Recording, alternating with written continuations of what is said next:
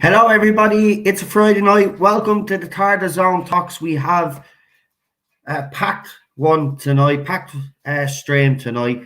I know there's loads of people want to come on. But firstly, I'm going to bring Marty on because he has an update on the rumours. Also, we will recap all of the stuff that we have received from Marty through Reddit and all these other various places. Marty, if you're listening, I have sent you the link because I know you sent me a message there. Actually, I'll just send you a message on Messenger. It'll probably be easier. But yeah, we've got loads to get through. But also, I want your opinions on the latest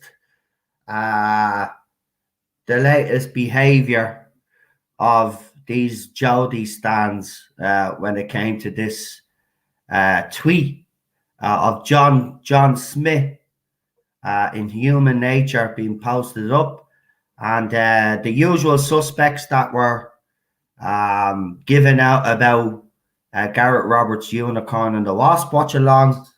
Some of these main players were involved in this latest campaign, in my opinion, to try and suppress everything that they feel is offensive. It's absolutely disgraceful. BBC America now doing that has set a dangerous precedent. I said at the time when Emily Cook did it, once you bow down once to these people, you'll bow down again. You set a dangerous precedent. They're never happy, and this is what has happened. They have now done what they've done, and trust me, this isn't going to stop, folks.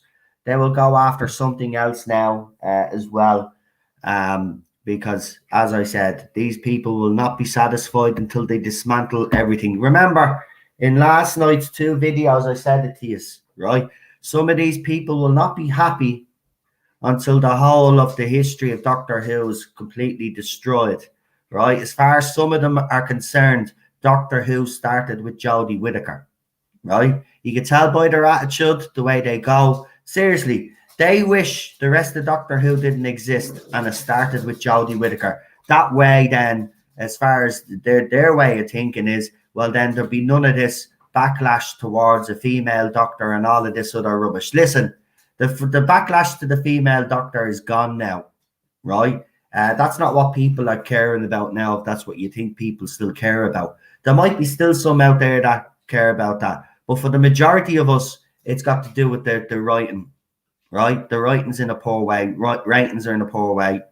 That's what concerns us. We don't care anymore about the gender of the doctor because it's become irrelevant. I think the ratings have already shown the BBC what they already know. This current era is a failure, right? So with these fans know the game is up, and this is their way. I'm telling you, man, it's to get us back because we didn't like this era. So they're going and they're attacking everything that they know we love. They know we love the Unicorn and the Wasp.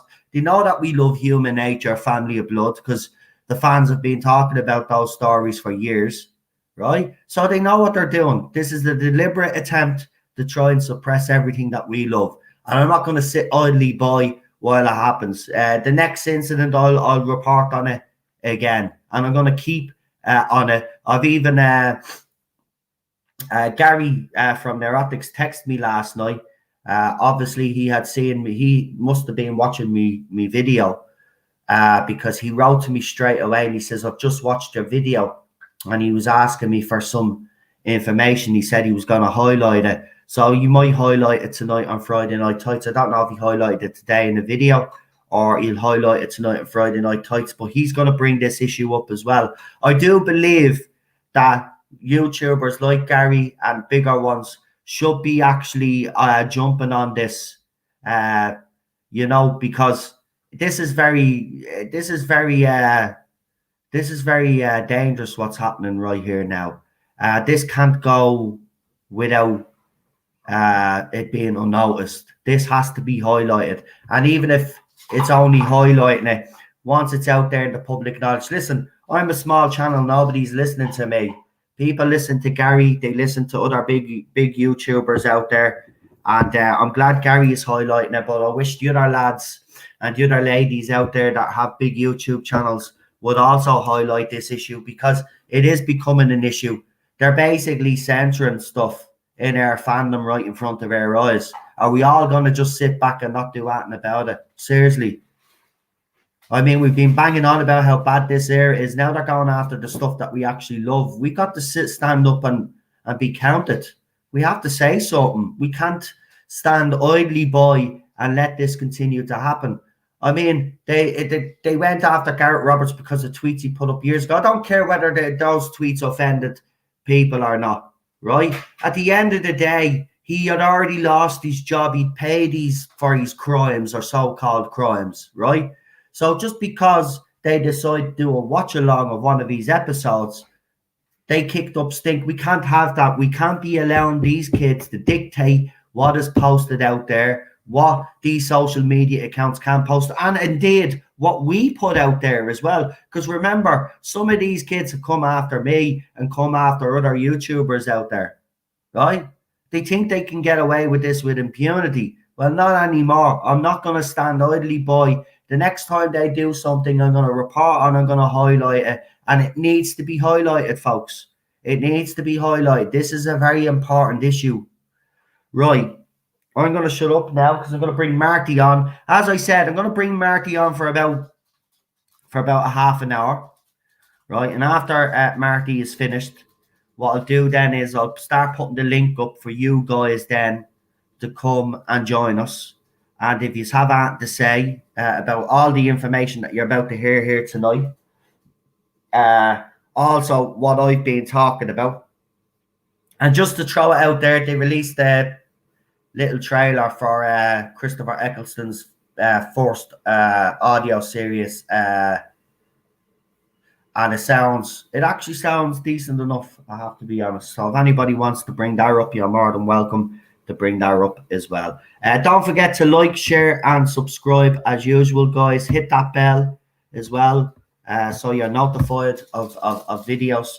But I'm going to bring Marty on now. So for anybody that doesn't know, because as you know, there's been a couple of people out there that have decided to take upon themselves to be the moral compass of this fandom and come after me because apparently I'm spreading lies.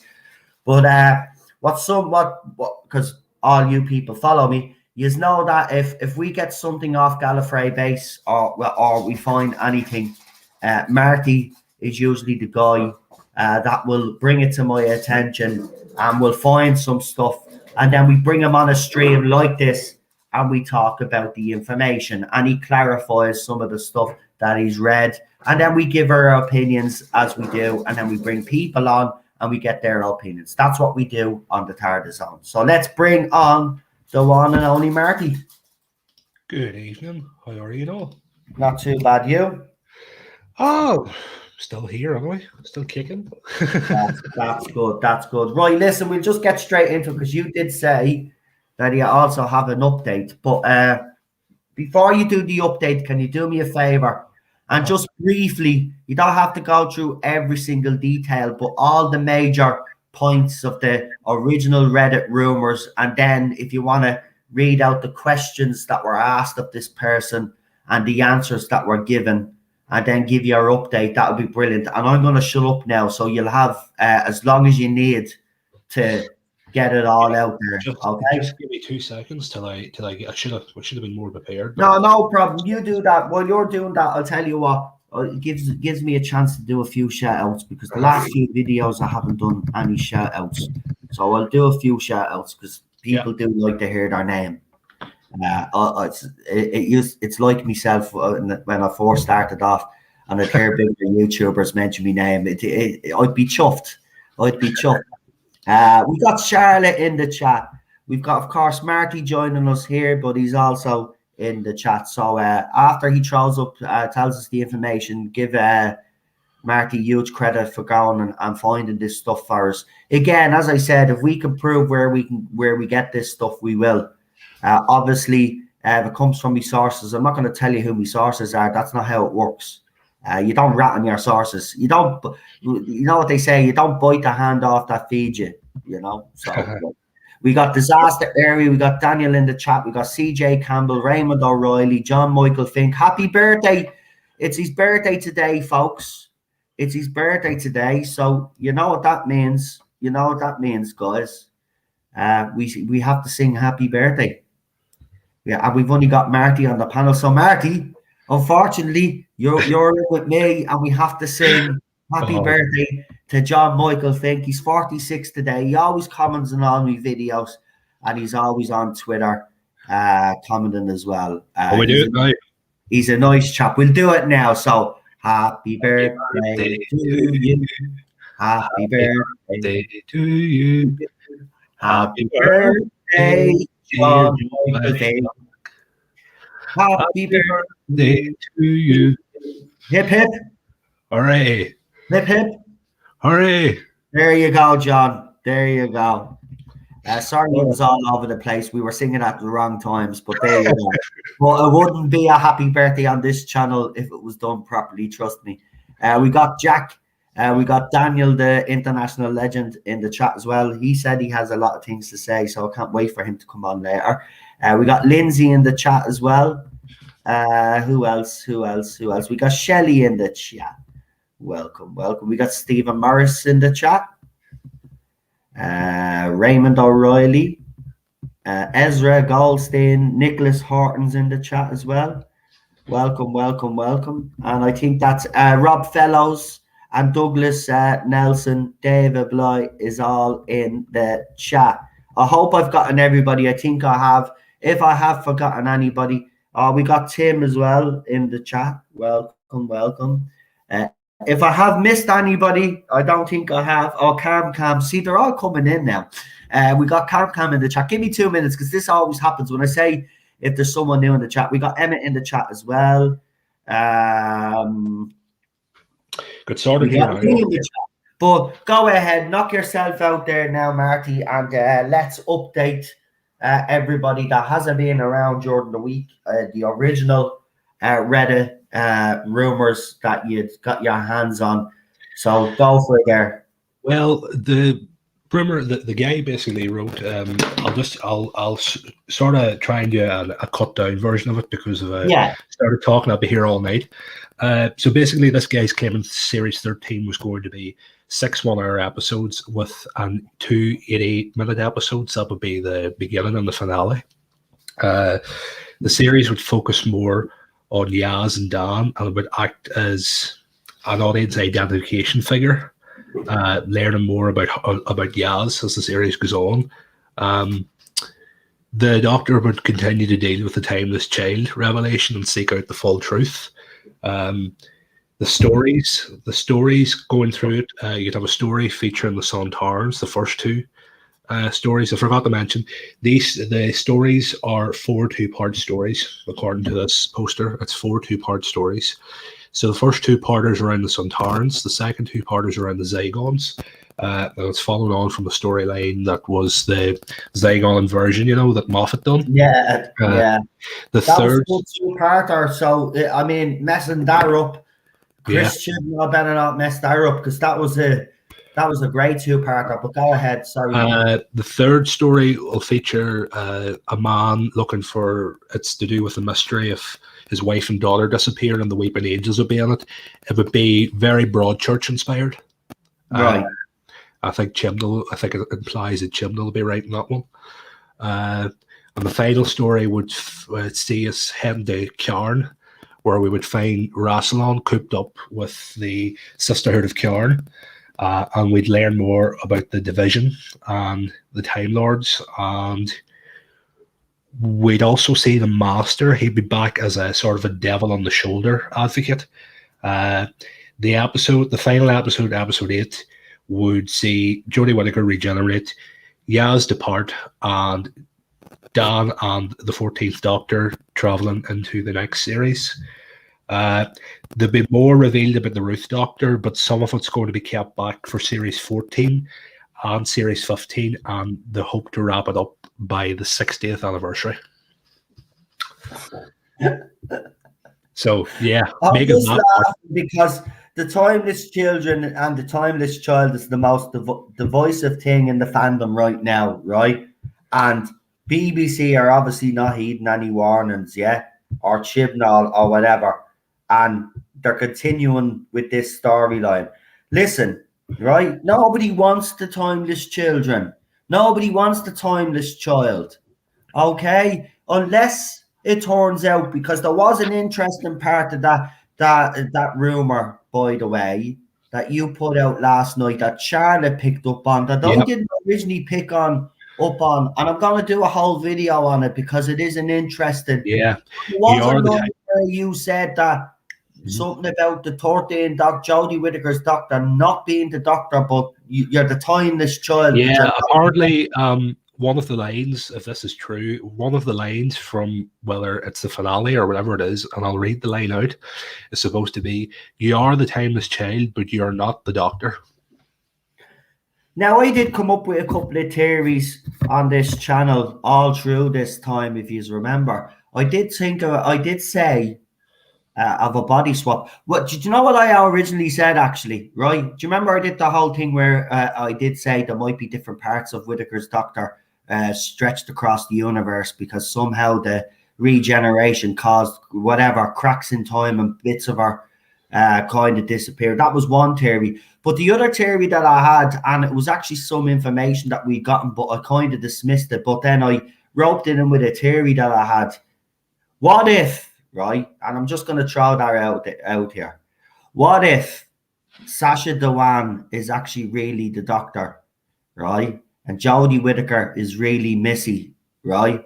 So, because remember, right, there's always been a line that all Masters are Missies now, right? That's been established, right, since Missy was there. So we never seen Missy regenerate or die, right? We were just left with the fact that maybe there was a possibility that you were dead. What if somehow, right, that is something that we didn't see, that somehow Missy ended up doing something with the Doctor's regeneration so that she'd regenerate but would retain the Doctor's memories?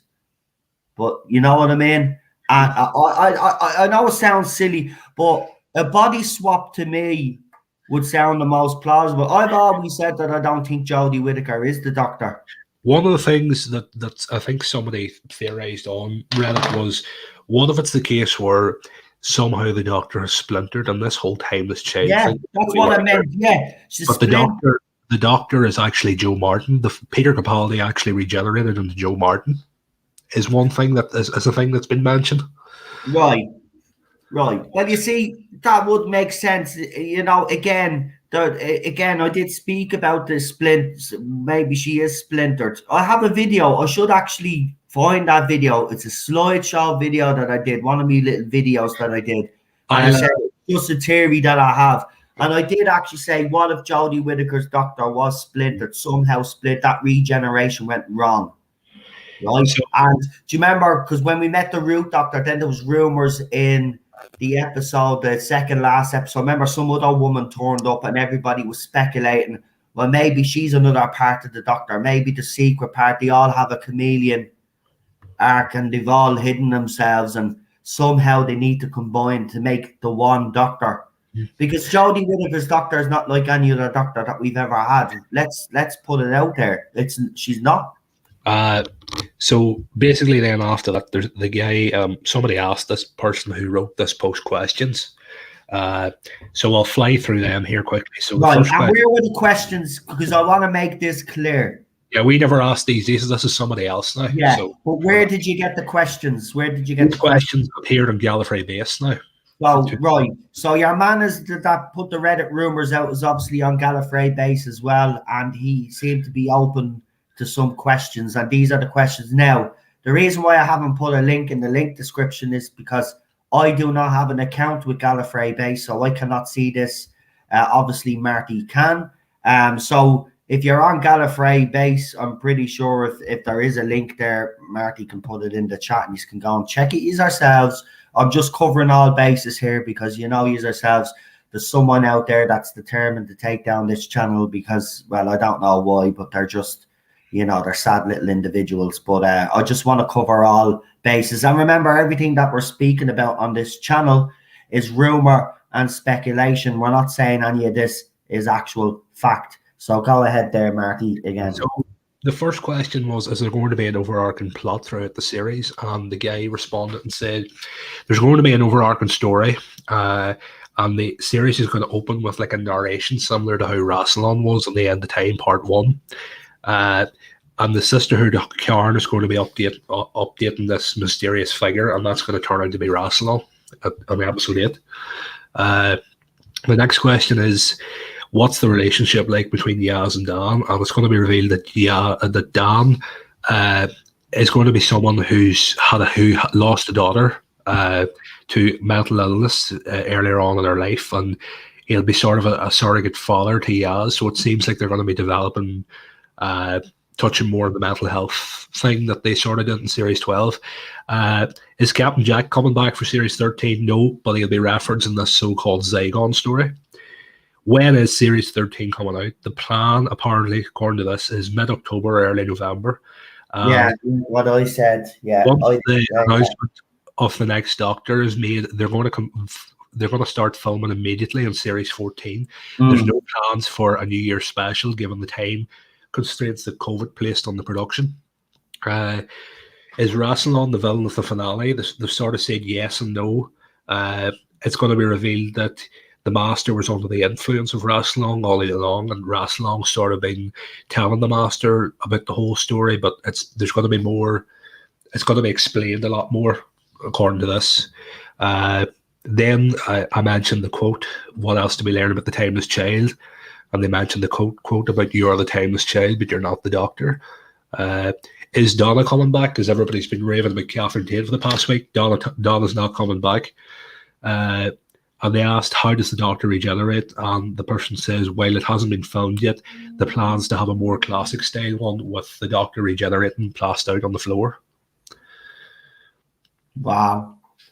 Right. So, well, let's break some of these down, the question ones. So Rassilon being the villain, and he said yes and no, which means obviously there's going to be someone else part of that. Donna not returning, if true, is good news, in my opinion. Why drag Catherine Tate into this mess is beyond me anyway. And if she was offered, I hope she did turn it down, because I wouldn't want Donna Noble to be in this current era, but I wouldn't be surprised.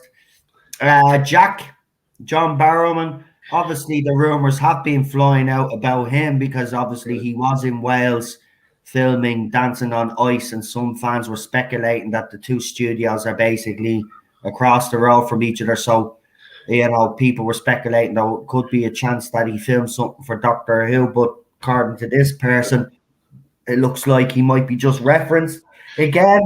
Now, there is this guy has come back. This guy that's posted on Gallifrey Base. And he is now said that someone else on Reddit claims to have insider information.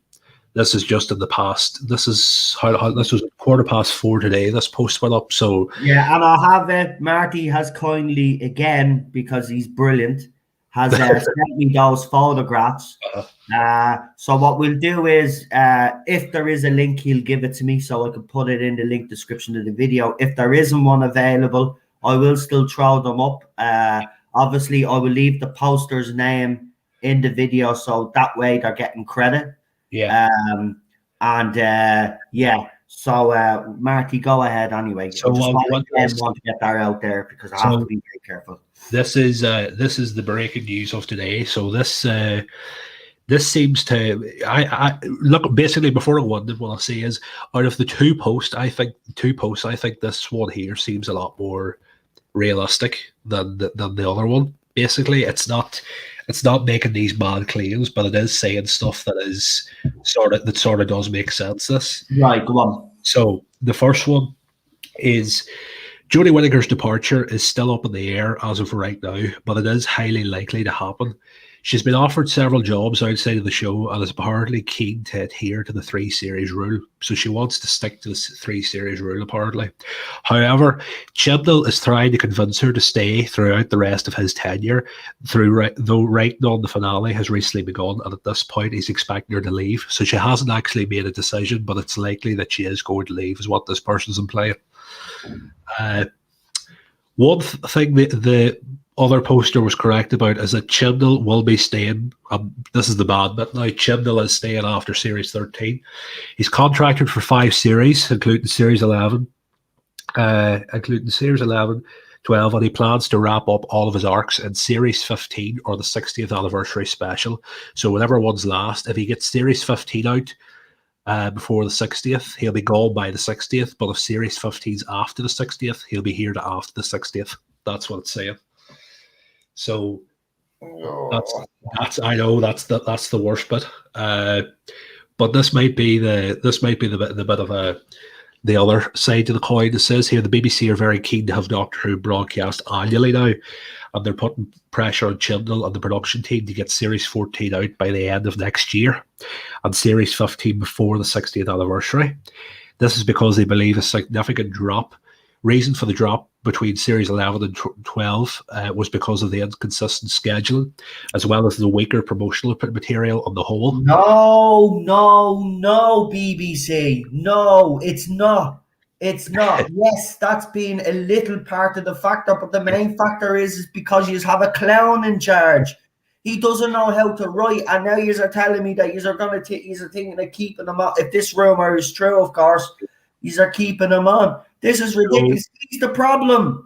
I hate saying this because it's getting worse here. Here.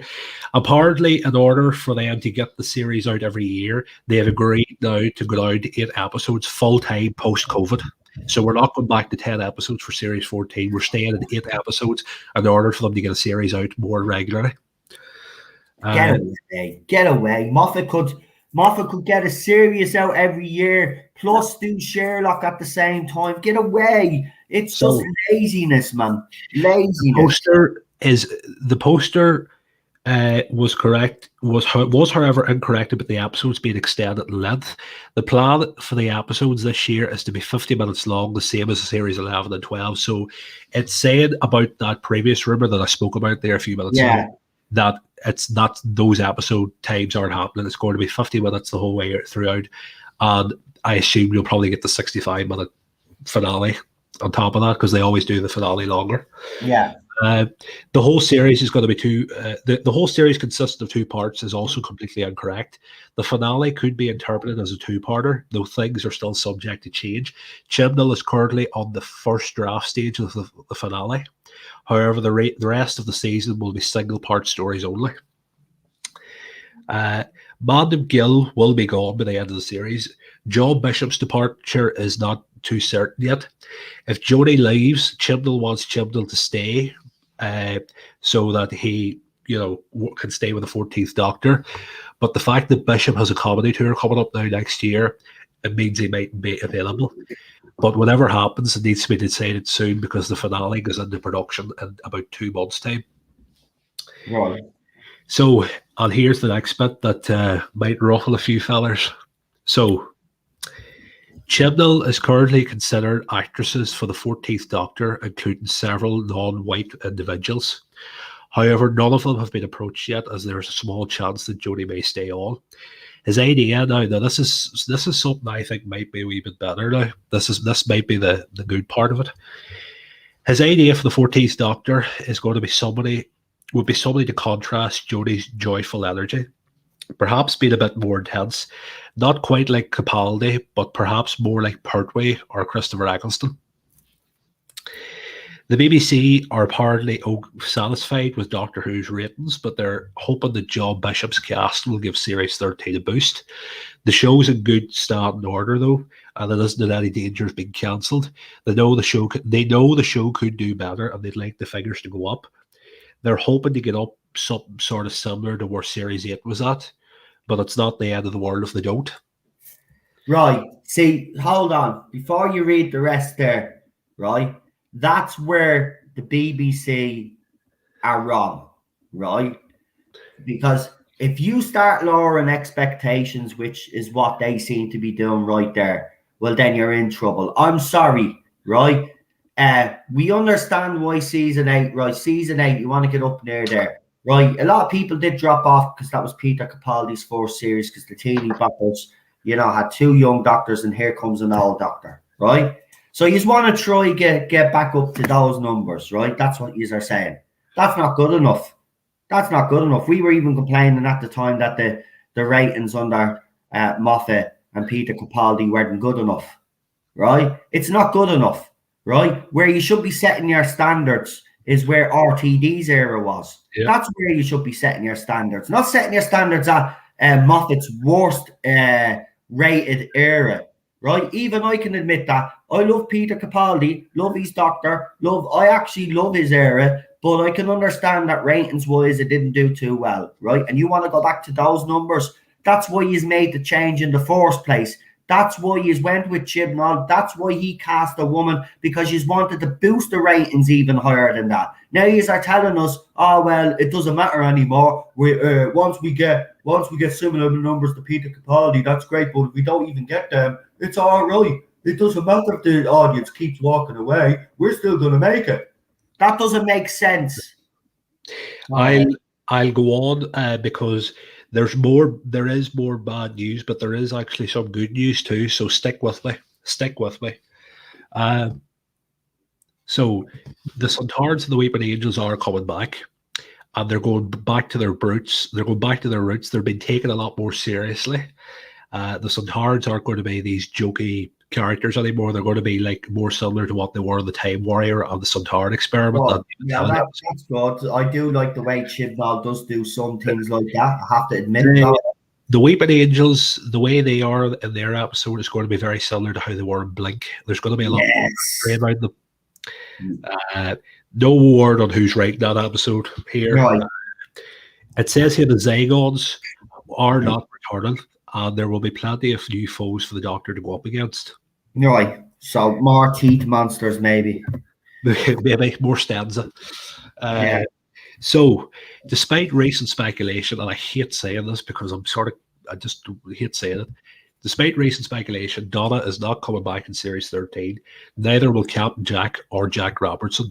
However, Chibnall definitely wants the latter two to return at some point, and he certainly wants John Barrowman to be part of the 60th anniversary. So, do you think they could use the 60th anniversary? Just hear me out. There's been talk of all of this Torchwood nonsense, right? Do you think that they could use the 60th anniversary if he wants John Barrowman to come back? That'll be their launching pad to relaunch Torchwood. Do you think 100%. 100%. And if it's not within, I do think Torchwood's coming back, but if it's not within the next year, they're going to hold it out to the 60th. I'd rather them hold out to the 60th and do a good series than rush it out now and it'd be shite.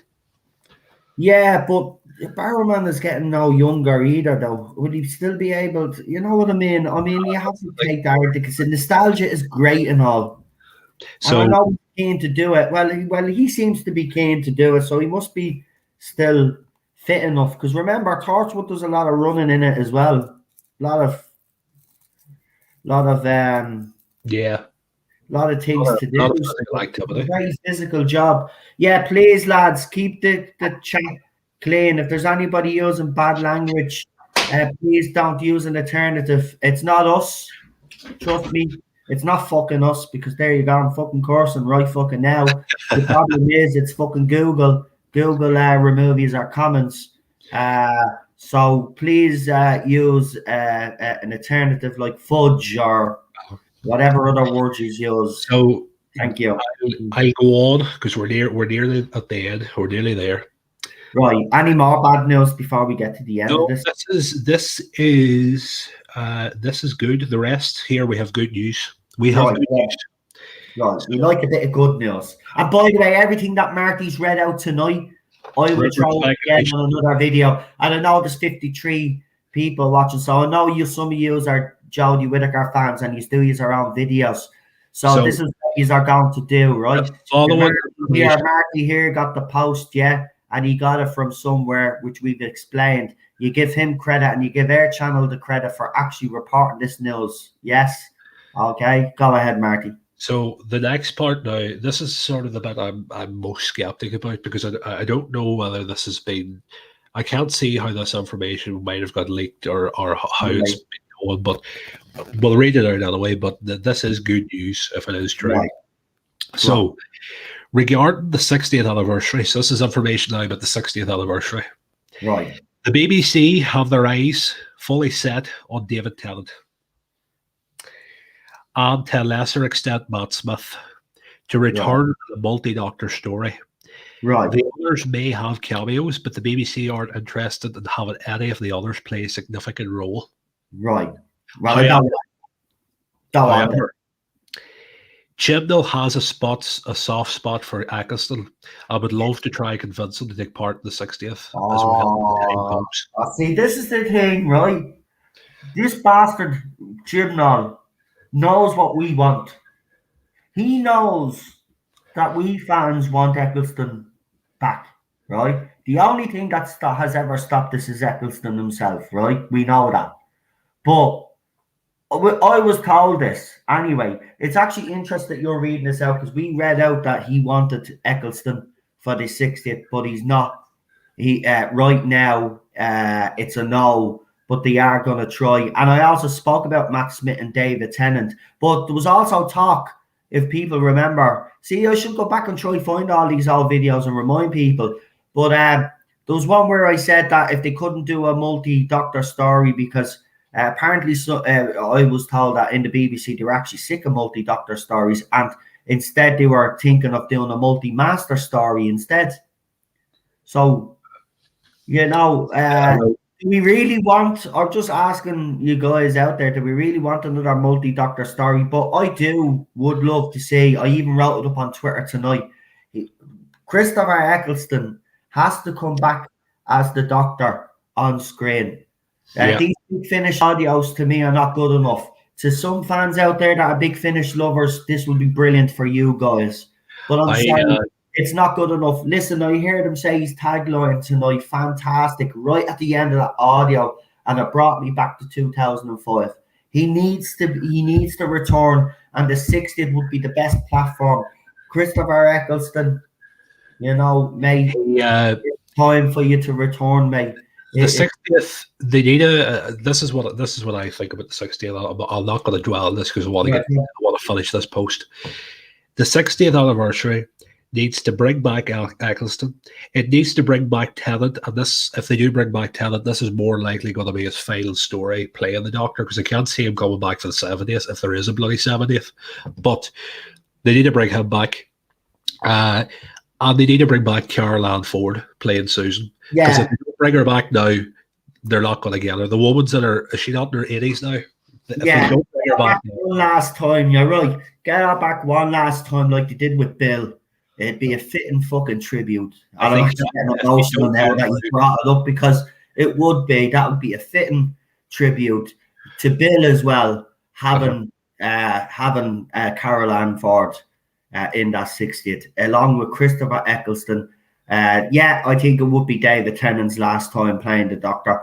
I think there's still time for Matt Smith. That's the thing. Matt Smith could do it. He's in the 60th, because they could bring him back at some stage later on, because he's still pretty young. He still looks the same. He hasn't fucking changed at all. He'll still do another 20 years, but I noticed what I'll say about David Tennant. He actually, in the past year or so, he actually has got really, I suppose, he's got down. Yeah, you can see he's got the long hair and the scruffy beard. I suppose that makes him a lot older than what.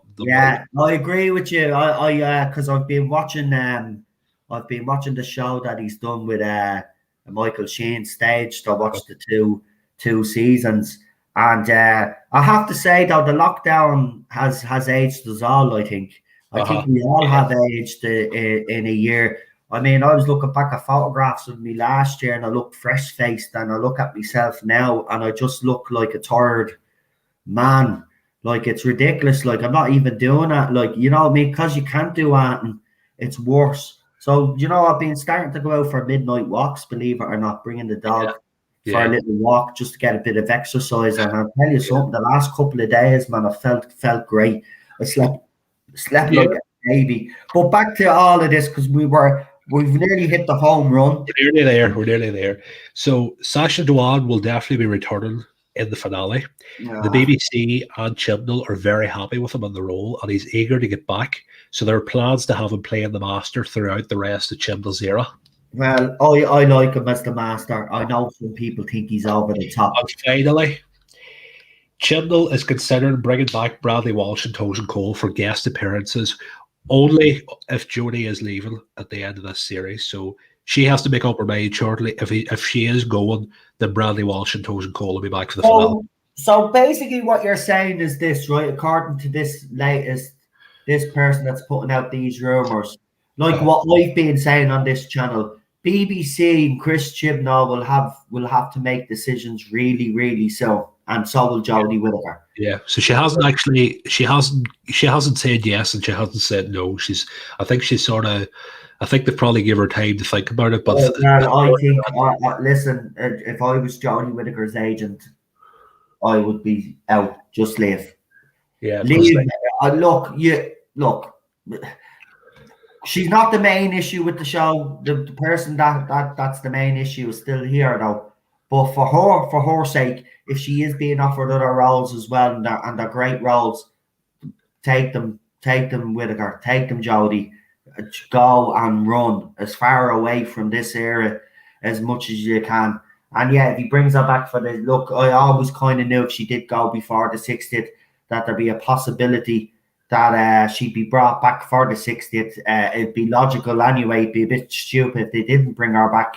I'd be hoping that they didn't, because, you know, we want to get this era, this bad taste out of our mouth. But now it looks like that this man, listen, as I said, I did say there'd be a 50-50 chance of him staying or going. And if he stays, I just believe BBC have made the wrong choice. I'd rather keep Jodie Whittaker over. Yeah, listen, I think that's what I said about Jodie Whittaker.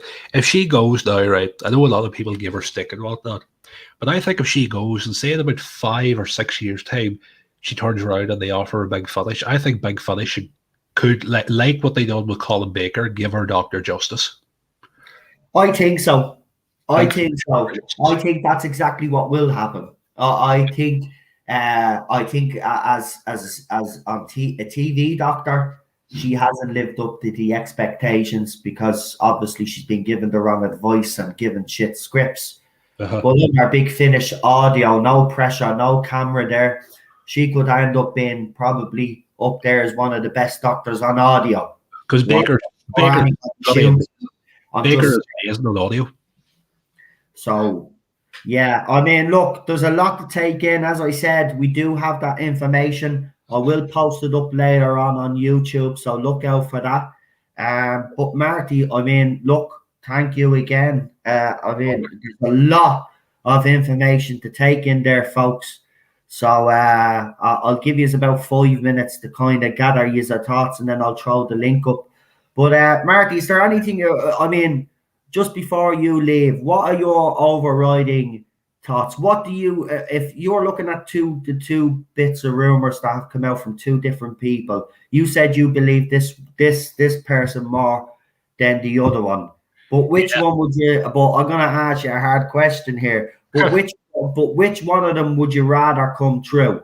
Would you rather this person's information come true, or would you like the other person's information that comes true, where it looks like they might make the right choices? You know.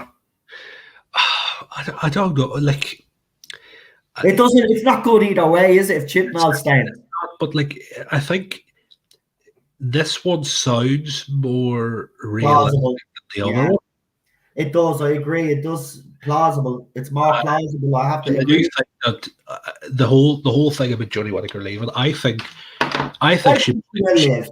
I think she will live. I think, look, no matter what's being negotiated or they're trying to get her, I think she will live because she's being told by Matt Smith. I mean, she is friends with Matt Smith. She is friends with David Tennant, especially David Tennant. And they have consistently said to her, do your 3 years and get out. I think she will just do the 3 years and get out. And I don't think she's that stupid. I say there has been family members or people that are close to her that have made her aware that our doctor is not that part. Sure, she had a little dig anyway, so she knows. She's aware. I think she should get out before she damages her career. I think career. What I say, this person, the only thing I believe this poster, but the only thing that's making me doubt it is the fact that they're saying that she hasn't made up her mind. I'm pretty sure that before production of this series began, she would have Chibnall would have turned her and said, "Right, are you going or are you not?" You know, I don't think he would have. Yeah, listen, that sounds like he's writing on the fly and he's hoping that she stays. That doesn't sound. That part of the information, I will agree with you on. That sounds bullshit, to be quite honest. That decision would have been made when they had their meeting, their very first meeting, when they were sitting around that table to talk Doctor Who, Series 13, what he was planning on doing. And then he would have said to her, are you staying or are you going? I mean, the other two left, didn't they? They told him he was leaving. Well, you see, it's not even that. Like if you look at the likes of what happened with Tennant and Matt Smith, they said when they got the role, they knew how long they were going to be there. Like RTD basically said, the plan always, like Matt Smith said in the interview, the plan always was 3 years. The 50th, the Christmas special, and out. And I reckon. David Tennant was the exception to the rule. He did originally sign a 3-year contract, but because his doctor was so popular, they gave him a contract extension. Christopher Eccleston's original contract was a 3-year contract as well. But of course, we all seen what happened there. Listen, at the end of the day, it's not going to make a difference to me right now whether she leaves or stays.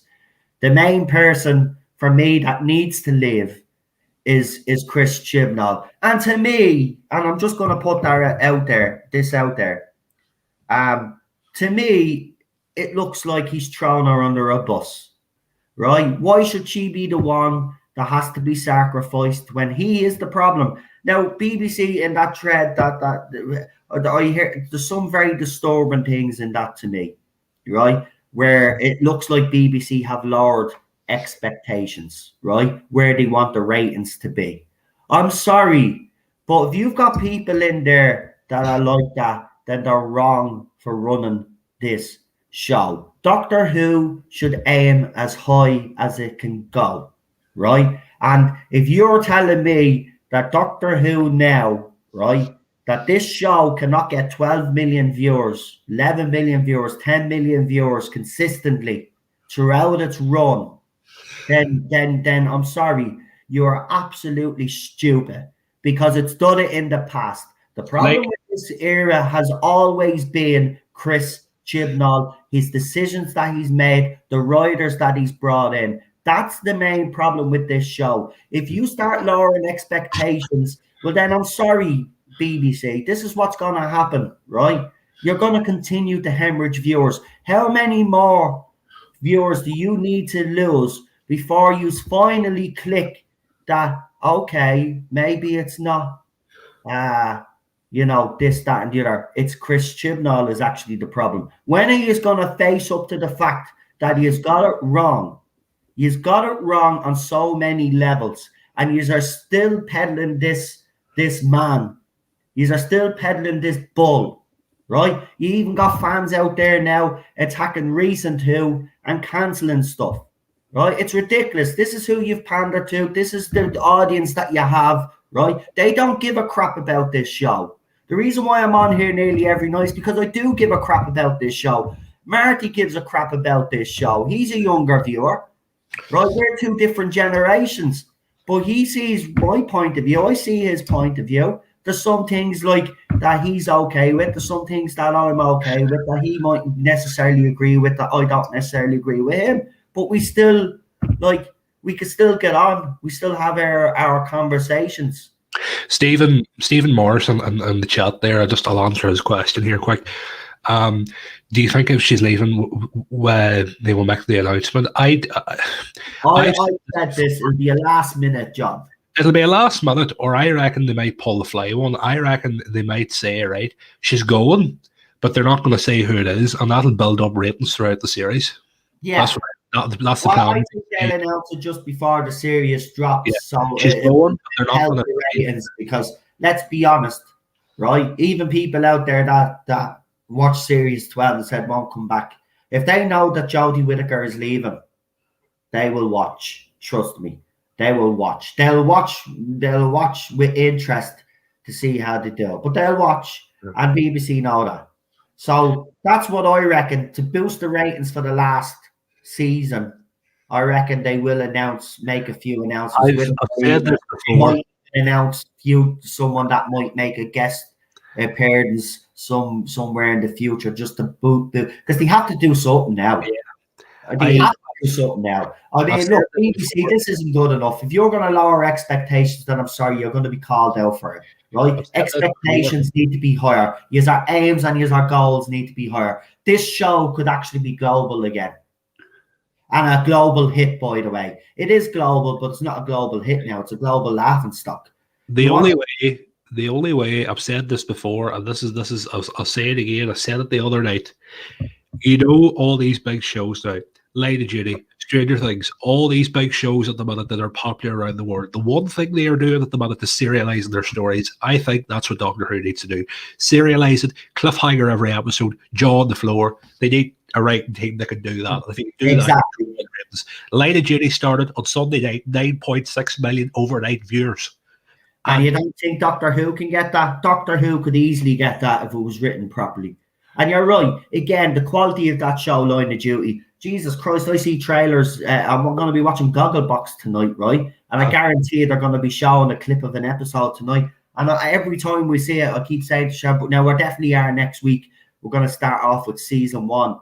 But we're going to watch Line of Duty because it looks like a quality Oh, it's show. brilliant. Like the first series is filmed in Belfast, but the second series the first series is in Birmingham, but the second series is all in Belfast and around Northern Ireland. Like, so yeah.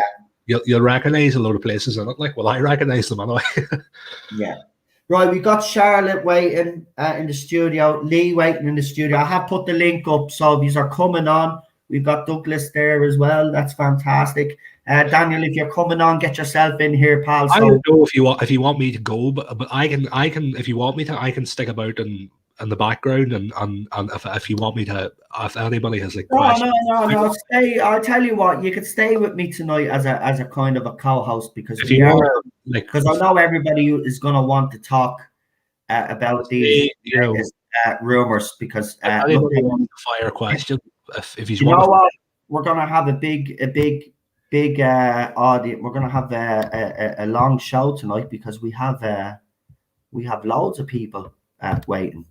So get yourselves in. So we got Lee waiting, we got Charlotte, Douglas, then we've got the one and only Scottish Stavros, the international legend there is, and we've got Jack as well. Now, if any more want to come on. This is what will happen for anybody that's new to the channel.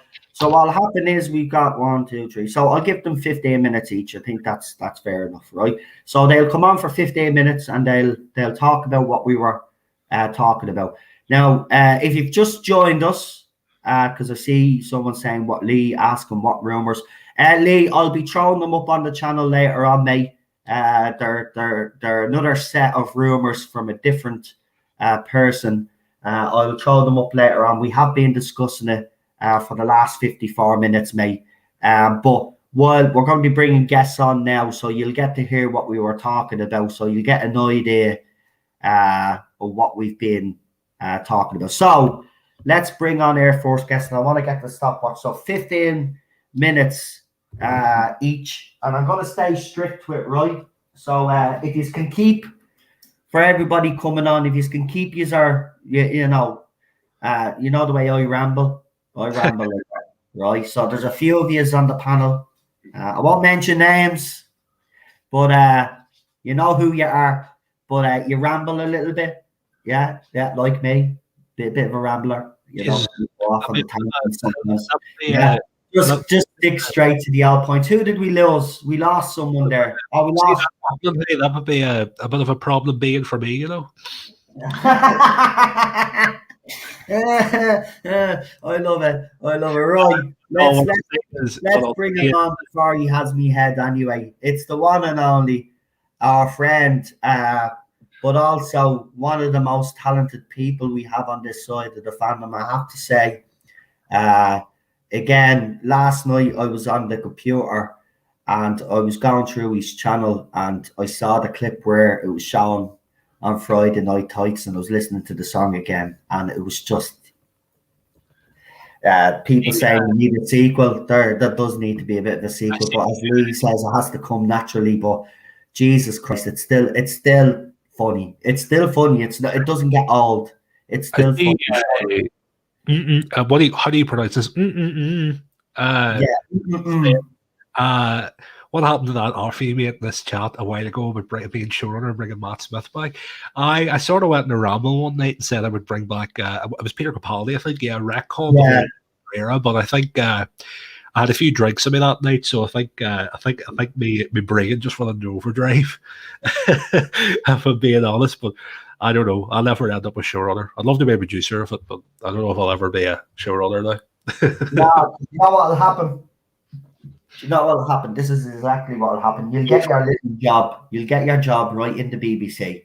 Then what will happen is some little moron that'll be in the fandom will go back through your Twitter account and then find these old YouTube videos where you're on the Tardis zone, the most toxic streamer out there, and then you'll be cancelled because of that, because your association with me. So you can thank me now.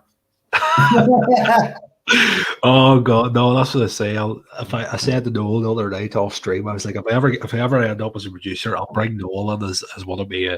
I'll give him like a co-producer credit. Me and him can like work out the next series 21 of Doctor Who or something. Could you imagine if he really did do that and he brought me in? Could you imagine the upset that would cause? But you know what? Do you know what though? The difference is we wouldn't be backing down. I just want to produce like Marty, like Ollie is. Produce decent Doctor Who, and we know it can be done. I mean, Charlotte does write some beautiful stuff. She does read out here sometimes. I mean, that's a younger fan, and she understands the Doctor. She's been watching Classic Who with us as well. She always comes up with some great points that we don't even think of. I love having Charlotte on. I love having Daniel on. I love having the younger fans on because they're the true representation of the younger generation, not the ones that are on Twitter causing all the riots and cancelling stuff left, right, and centre because somehow it offends. But right, I'm going to stop now because we do have a big line of guests, and I want to get, because Charlotte is on next, because I know Charlotte will be leaving soon. So I'll be back in 2 minutes. I'm just going to get myself a drink of water. But no, you go ahead, get a cup of tea. Yeah, all right, bring me on for fuck's sake. No, you're not coming on. If there's any questions, shout away. Like even stick them in the chat, and I'll reply to you. Sure, I can reply. I can text if Noel's chatting here. I can type back to you in the chat if there's any questions. There you go. That's brilliant. Right, would you ever be showrunner, Noel? I don't have the experience, but I think I know what fans want. They want, and they don't want, even though, I wouldn't have the first clue what I'm doing. I do know I'd bring a lot of enthusiasm, and I would definitely want what's best for the show and for its audience, because after all, that's what BBC is supposed to be there for, to entertain, and that's what my main goal would be. Yeah, right, let's bring him on. He's got 15 minutes. He's probably going to bitch for 2 now because we wouldn't bring him on straight away, but it's the one and only Problem Bane. Greetings, hello. Let's try that again. Oh no, there he is. There he is. He stopped. Yeah. Good boy. How are you? Yeah. Happy Friday. Thanks, you too. Happy Friday to everyone in the chat. It's always good to see you. Seen some familiar faces, which has been good. Nice to see. Yeah. Great to see Clobby back in the chat there. It was. I see them there through his comment up. and Douglas is also here as Yeah, well. another great YouTuber there. So yeah, really good lineup coming up. I think that's we do. Yeah. Roy, obviously you've been heard and everything. I don't know what you want. It's so much to unpack. It's I know. Listen, I think the takeaway from all this is, even if half of this is true, like I've said before, it's irrelevant if Chibnall is behind it. It doesn't matter. Yeah, I mean, it's too.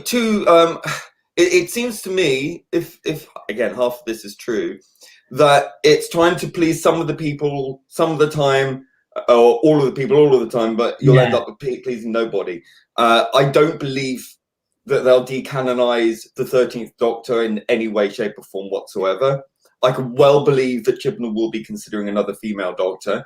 As we're going for a Eccleston or Pertwee style Doctor, if you're going to try and cram that into casting a woman to do that, I think that that's undermining the reason why you're having that person playing that particular type of role. I think that really, if you want that, then you need to cast someone who is that kind of character, and that is a man. Sorry, just the way it is. Great fan of Missy, always was, still am. I think it works for the Master. A lot of people disagree with me on that. But I don't think it's the same with the Doctor. I think the Doctor is a completely different character, and it doesn't work. It's I was open to it from the start. I was dubious about it, but open to it.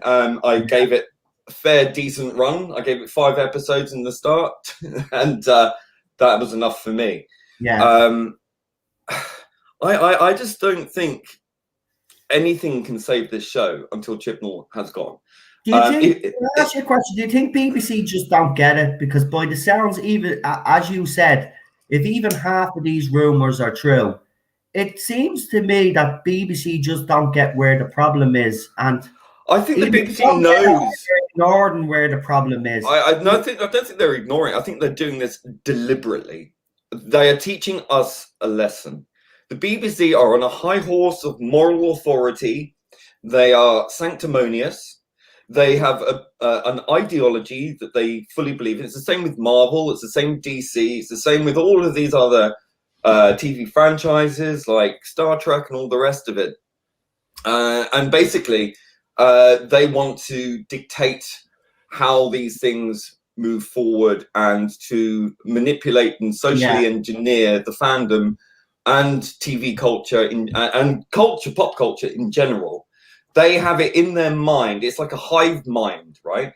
You've got this ideology of these hive-minded people who are on script across the board in all areas of our pop culture and culture in general, right? It's all part of the same program. It's social engineering. They will force you to like it or try and brainwash you into liking it or whatever it takes. They are not backing down. They never will back down until there is a massive backlash to this, and these people are forcibly removed from their positions. It's the only way to get change, and the only way you can do that is by taking your money elsewhere, which is increasingly more difficult because it's everywhere.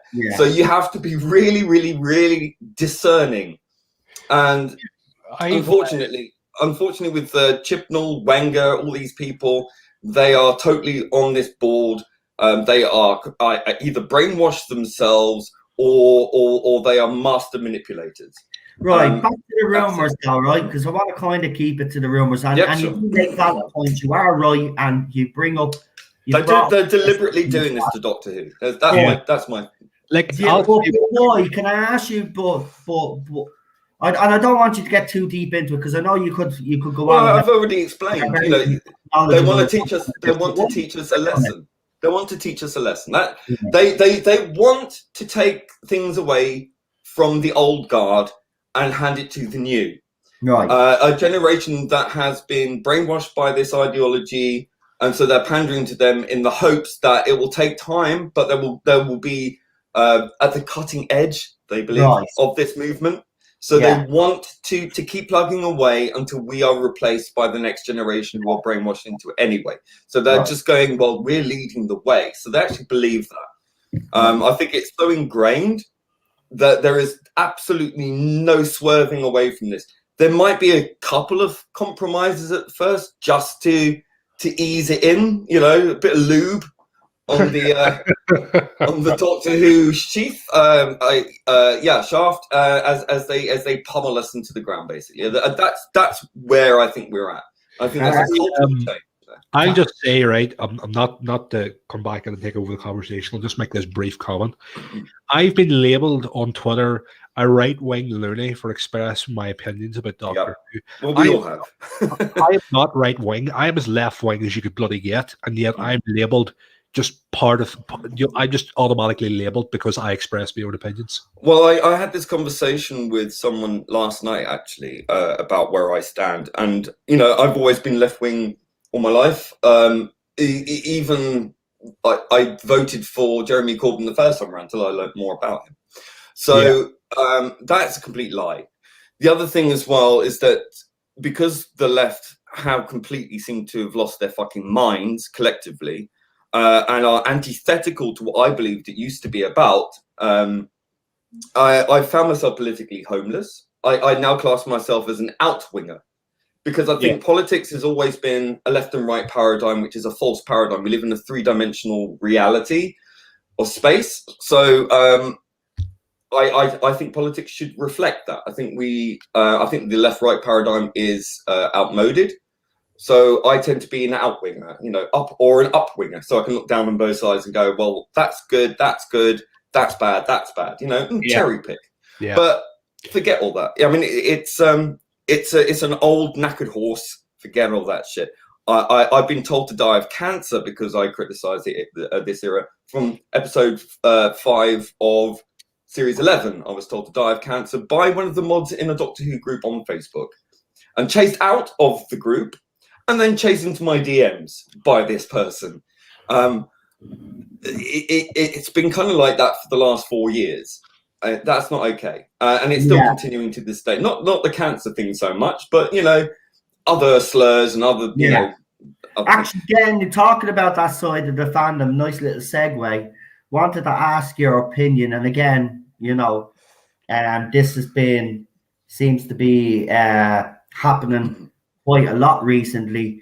But this a group of let's say kids on Twitter now have banded together and seem to be outraged by every little thing. Now, we had the Garrett Roberts situation. Obviously, Emily Cook was going to do the Unicorn and the Wasp watch along. To cut a long story short, she cancelled it because of these kids complaining because Garrett Roberts, the things that he said in the past, was accused of all sorts of nonsense. Then we had this situation then with a post at BBC America. Now, I have found, actually, I haven't found the original tweet, but I have found where it shows that they actually BBC America did delete a tweet. So I have that and a response from someone whose name that I've actually rubbed out. Now, if you read the response, it shows that it was indeed a John Smith post. So they demanded that this post be taken down because of the following reasons. He supported child beating. He was going out with a racist and was a racist, right? Now, here's the thing that baffles me. Do you all remember I said at the time, right? When Emily Cook decided to cancel that watch along and do a different one instead, I said she set a very dangerous precedent, right? Now BBC America has followed up this Twitter account. Now, what makes this even worse is this is an official account for Doctor Who in America, and they bowed down to the pressure of these kids. Now, I think obviously after I did my video last night, Gary got in contact with me from Neurotics and said he was gonna basically highlight this issue. He actually messaged me as well because I pointed out to him a few of my tweets because I'd retweeted a lot of these things on my timeline. I said, go and check it out. So he said he was going to do a video on it. He might touch on it tonight on Friday Night Tights, but I think he said he's going to do a video. He said I don't have time to do a video, but I'm going to have to, I think, on this. Yeah, he did come back to me then, and he said, "Don't worry, pal. Thanks for." He basically thanked me for bringing it to people's attention, and he said, "Make sure that everybody would know who broke the story." So I just want to say thanks, because that actually made me feel good, that because I haven't had Gary is so busy that it's when you do get a bit of communication with him, it's great. And I have to say, he was very nice. He was all the things you would expect from Gary. Trying to get more info so he could do, because you know what he'll do a comprehensive video on this. But this is an issue that needs to be highlighted. But Lee, I wanted to ask you briefly, what is your point of view on it? Should BBC America, should Emily Cook even have bowed down to this pressure? Is it justified, by the way, I want to ask you, or is it unjustified? And can you give me the reasons why it either is justified or isn't justified? And I'll tell you how many minutes, hold on, and I'll tell you how many minutes you have left. You have just under 4 minutes. But I'll give you an extra 2. I'll give you an extra 2, right? Okay. I will say this, right? The Emily Cook thing, look, I think it's a matter of conscience. If she felt uncomfortable, and believe you me, we all know how it feels to be subjected to a magnifying glass from these lunatics, and it's not pleasant. But for them to do that to her, I think was a disgraceful act. I think that they not only ruined the tweet-alongs for everybody, because obviously Emily Cook decided not to do anymore, and that in itself is shameful on them. But I think, again, yes, it does set a dangerous precedent, and we've seen it with this. Now, the point is, I went through and looked through at some of these ludicrous comments. I couldn't believe how many of them there were. I know. But it was just, we don't want to see racism depicted that way on, like, I'm sorry, it's a time travel show. They went to the 1910s, right, prior to the First World War, and that's the attitudes at the time. And I think it was handled very well. And it also, you can't just depict racists of that period of time when it was so commonplace. It wasn't like there were evil people. It's just that that's all they understood at the time. It was a fairly new kind of concept to have anyone of color working, in Britain at the time, let alone, it was barely ever seen. I mean, these people seem to think that London was as diverse as it is today. It wasn't. And I can testify to that, because I knew my great-grandfather, and I knew that, there was barely anyone like that around London at the time. And that's just how it was. And you've got to show history as it was, not as you want it to be.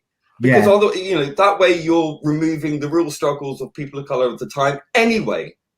And it showed it as it was. But you can't also depict the people of the time, the white people of the time in this country, as being just one-dimensional evil racists. You've got to make fleshed out, realistic, three-dimensional people, and you've got to have that kind of in the back of your mind when you're watching that. It's like this: you like the character, but you're conflicted because of what they believe or what they just accept as very normal for that time, and that makes it really uncomfortable and awkward for the viewer. But it's done in a way that gives you something to ponder and think about, and in context. And these people, we don't want to see depictions of racism in the way that look, Martha Jones kicked that nanny's ass, right? she had her own comeback, and she was so vital to that story, and I think depicted brilliantly.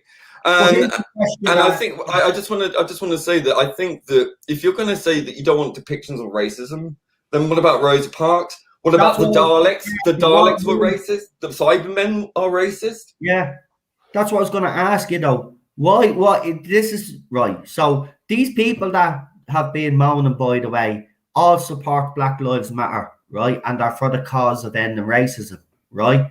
But they go after an episode like Human Nature that depicts it. And yes, as Lee said, that was society at the time. It was a different time. The reason why Doctor Who does things like this and has done things like this in the past is to remind the audience of what it was like for those people, what the hardships were like. It's very important that we do not suppress this kind of stuff, because we got to learn from our past and educate people. So are they going to cancel Remembrance of the Daleks? Why not outrage over Rosa Parks? Or Remembrance of the Daleks? Remembrance of the racism was addressed there? I'll tell you why. I can answer the question. It's quite simple, right? Now, Chris Chibnall gets a free pass because he's pandering to this lot, right? So you have to take that into consideration. But the reason why there's such outrage over human nature isn't about Rosa. It's because Rosa Parks is co-written by a black woman in Mallory Blackman, right? Whereas Human Nature is just written by a white male in Paul Cornell. Right? Yeah, but you also had a white man strike a black man in that without any consequences. And you also had the white woman alien time-traveling doctor create the situation for Rosa Parks to sit the front of the bus. So you're saying that that's okay, and it's also okay for the white female doctor to unmask the South Asian-looking master to a bunch of Nazis. That's okay. Yeah, exactly. I mean, I'm sorry. There is so much hypocrisy around this. It seems to me that these kids don't have an opinion of their own. It seems to me that there are some agitators who live on Twitter to act. We know who they are. They're a bunch of hacktivists, right?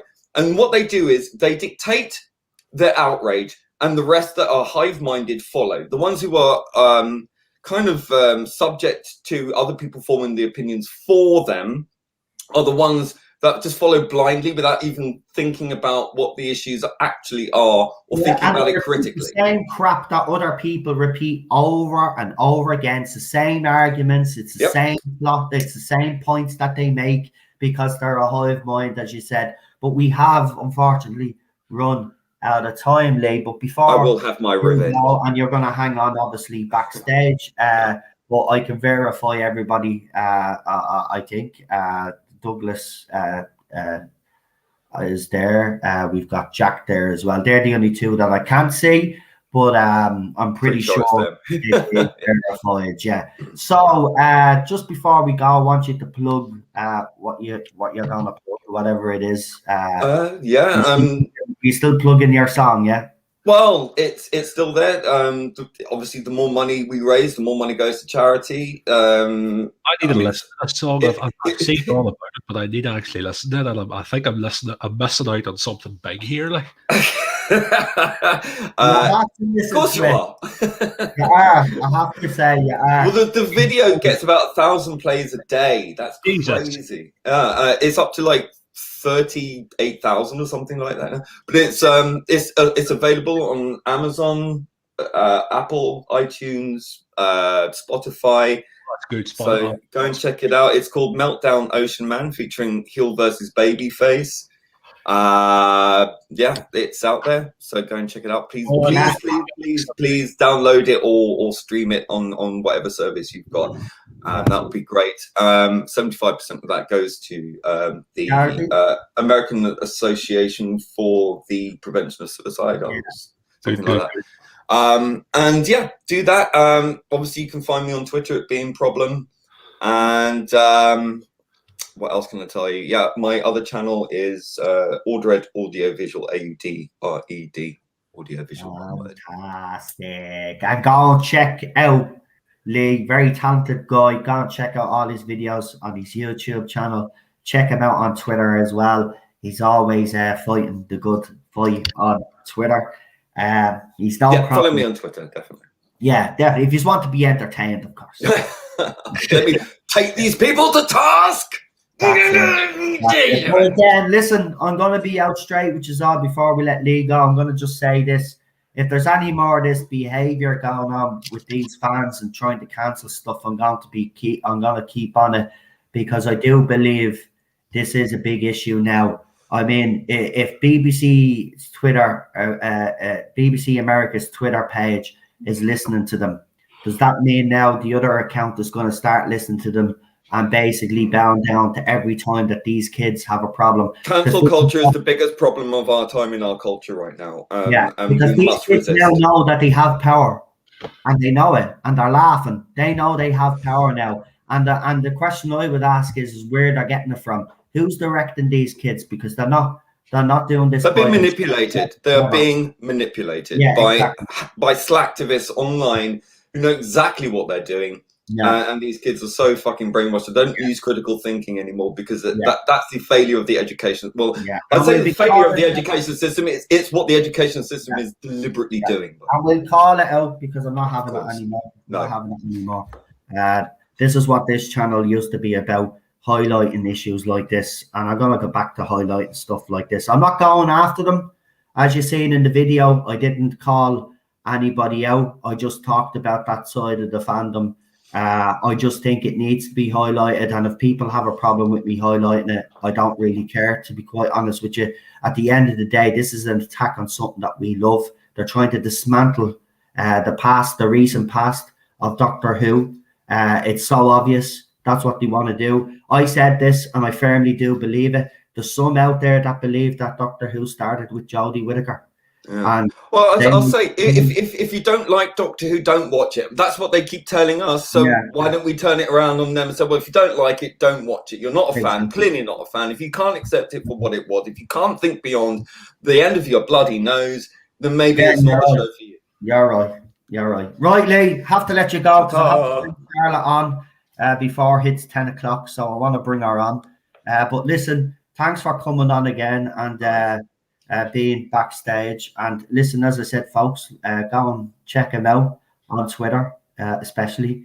And check out his YouTube channel as well, where you see all of that. And don't forget to download the song because it does go to a great charity as well. Right, Lee. Talk to you later on, mate. And I will see you for Classic Who tomorrow. Tomorrow. Huzzah! Bye-bye. Huzzah! Huzzah! Let's remove him before he Bye.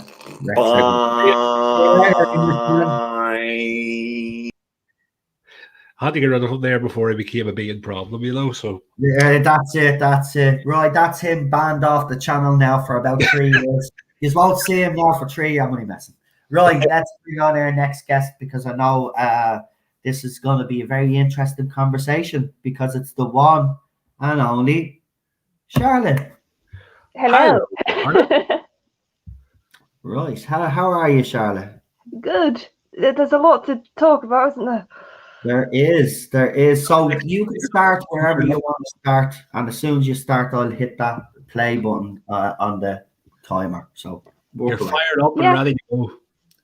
Yeah, no, I've sort of got two thoughts, and one's more like a general thing I've noticed about the rumors, and then I'll talk a bit more about my comment that you said you saw me say on one of the videos. And the thing that I've noticed in general about these rumors is all this information that's either false or not, whether it's returning aliens, returning companions, Yaz, Rassilon, Timeless Child, Ruth. Do you know what's not being mentioned? How Jodie's leaving. I know.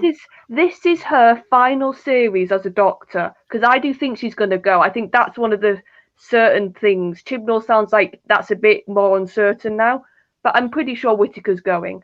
This is her final series as a Doctor. This should centre around 13. This should be the series that Chibnall finally gives her some proper storyline, something to put her teeth into, to finally prove in her last outing that she can play this role.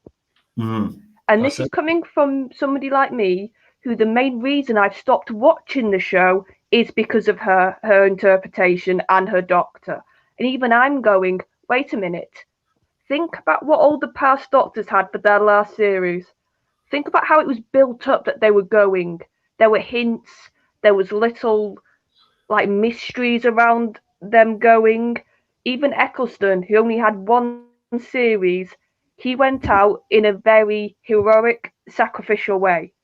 Because he'd just come off the Time War. He just had to make that horrible decision about wiping out his whole planet. And what's the finale about? Pressing a button again. Having that choice again. Do I wipe out a planet again? So it's that whole repeating history idea. Yeah. And it destroyed his Doctor. that line about when the Emperor says, "Can you do it?" and he says, "I'm a coward," because he cannot put himself through that choice again. It's hard. It tears him apart. You can see with the way Eccleston delivers those lines. And also think about it. He sends Rose away. He basically knows he's going to die at the end of that. And he does it. He faces off against all those Daleks, the Emperor, by himself in a room. If that isn't the Doctor, I don't know what is.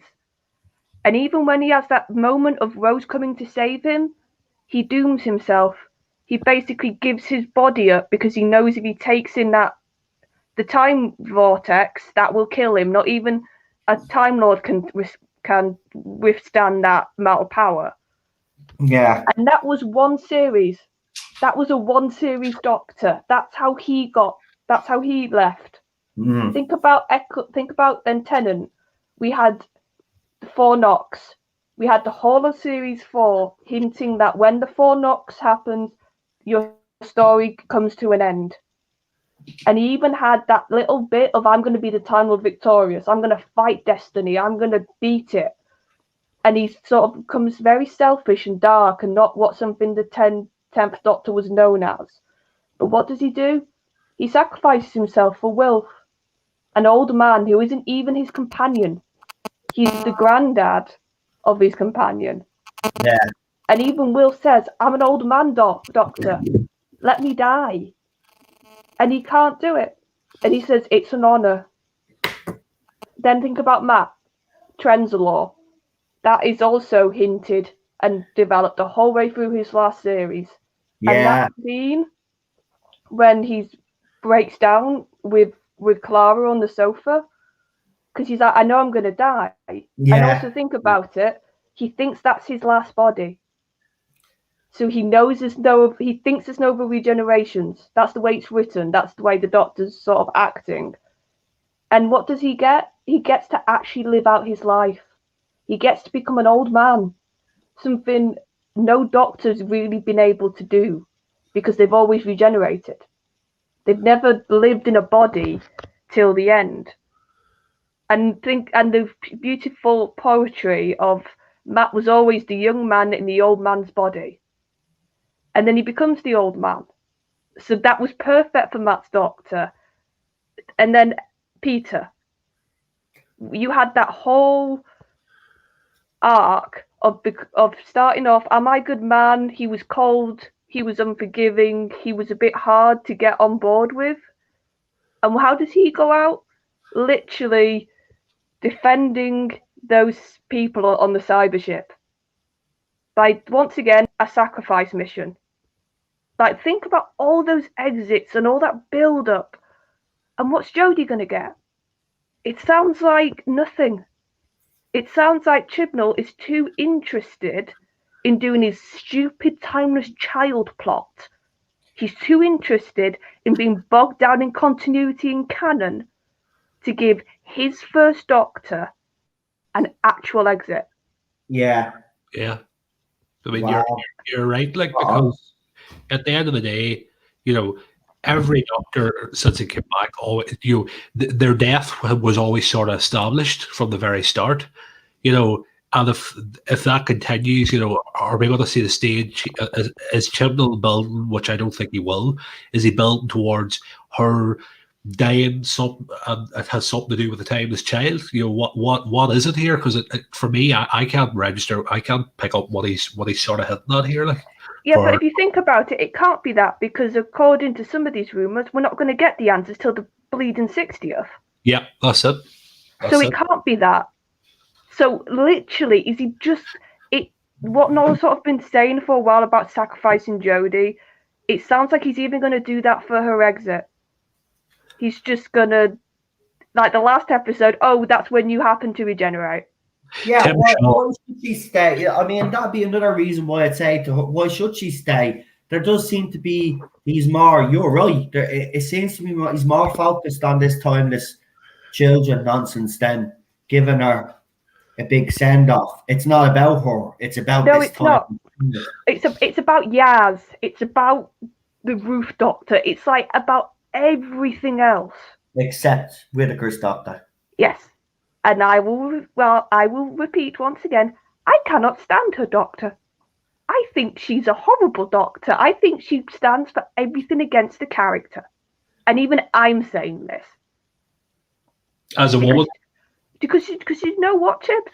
You have supporters. You have people who do love this doctor. And for those people, you deserve to give her just as much of a heroic sacrifice or an end or whatever you want to do as all those other doctors I talked about. Yeah, I agree. Listen, I mightn't like our doctor, but she should go out with a bang. Like every other doctor has gone out with a bang in New Who's era, especially. You're right. They've all done something. I can't say the word. They've all sacrificed themselves. Like, they've all. It sounds like she's just going to regenerate and it's done. And it doesn't seem fitting, does it? But in saying that, that's Chris Chibnall. His era has limped through, and then we're just going to get a limp regeneration. If rumors are true, of course. Yeah, but that's what I've noticed. It's the lack of information about her. Yeah. It seems to me we have a lot of detail about everything else. But even if some of this is rubbish. But not about Jodie. No, not about 13. Not about her end. Yeah, right. That is actually interesting. But here's a question. I'll play devil's advocate here. What if the reason why we're not hearing that is because she is actually staying? Well, I'm sorry, Jodie. If you stay beyond Series 13, I hope you get a lot of money off this contract because you won't be getting many jobs afterwards. No, I think she does need to go to save her career. I think Chibnall is selfish and is more interested in his timeless child story arc. And listen, let's be honest, we've kind of been saying that about the Chibnall era when it came to Jodie's doctor, that he hasn't really, even when she's been in the front line and getting it from all sides. Where is that sniveling snake been? He's been in the background saying nothing. I go with her. I just go because I believe that Chibnall doesn't have our best interests at heart now. Do you remember that rumor? Do you remember that rumor going around last year at a party? They were eyeing like somebody who was similar to how she looks for like a role in Star Wars or something like that. Do you remember that they were eyeing? Yeah, but that was literally because she looked like the character on the cover art. But and all the Jodie fans were trying to push her for that role, saying, yeah, she's going there, she's going to go there eventually and whatnot. But I don't know, I can't see it. Sorry, has anybody got a phone beside their computer? No, I was just trying to work out, because I've turned my messenger off in the background in case that interferes. Is there interference going on? It's like interference, Marty. It could be your end. With someone's phone. You have to move away from your computer. Is that better? Yeah. There you go. It's gone. It's gone. Yeah. Sometimes that means either someone's trying to get through to you or you're going to get a phone call soon. So just keep an eye on your phone. Well, I've turned it off so there'll be nobody getting through. Well, then there you go. But Sharon, we've got about 5 minutes left. Is there anything else in those rumors that stood out for you that you thought, oh no, they can't do this? Well, it was the quote. Go on. And that's why I commented the whole, you're the timeless child, you're not the doctor. Strange. So that sounds just pretentious enough to be a quote to me. But the problem is, obviously, we don't know if that's a quote, who's saying it, what it's said in what way. It could be said by Rassilon if Rassilon is in the series as like a final jab, like a final sort of, I'm going to get you, because that's something Rassilon would say. But even if it's said as like a sort of vindictive sort of stab, it's almost like Chibnall wants now the Doctor to not be the Doctor. He wants to take away that title. And he now going forward, he wants this character to be known as the timeless child. Well, that's not going to fly with us. No. At the end of it. And if he even attempts to try change the name, then he's going to be in for a dogfight, because there's no way that that is going to be allowed to fly in this fandom. No, because the Doctor and Russell did this brilliantly. And I know some people didn't like this as much, but I think it's a good explanation. The Doctor wasn't chosen by accident as a title. All Time Lords pick their titles for a reason. They're not just plucked out of thin air. Like the Master spoke about this. The Doctor has sort of not said it out loud, but he's made enough hints that the Doctor was chosen for a reason because of all the meanings that word has. Healer being the obvious one. And what have we said? The whole point of companions, I think, in this show is to take people who might not feel good about themselves in that life. They might feel like they're not achieving enough.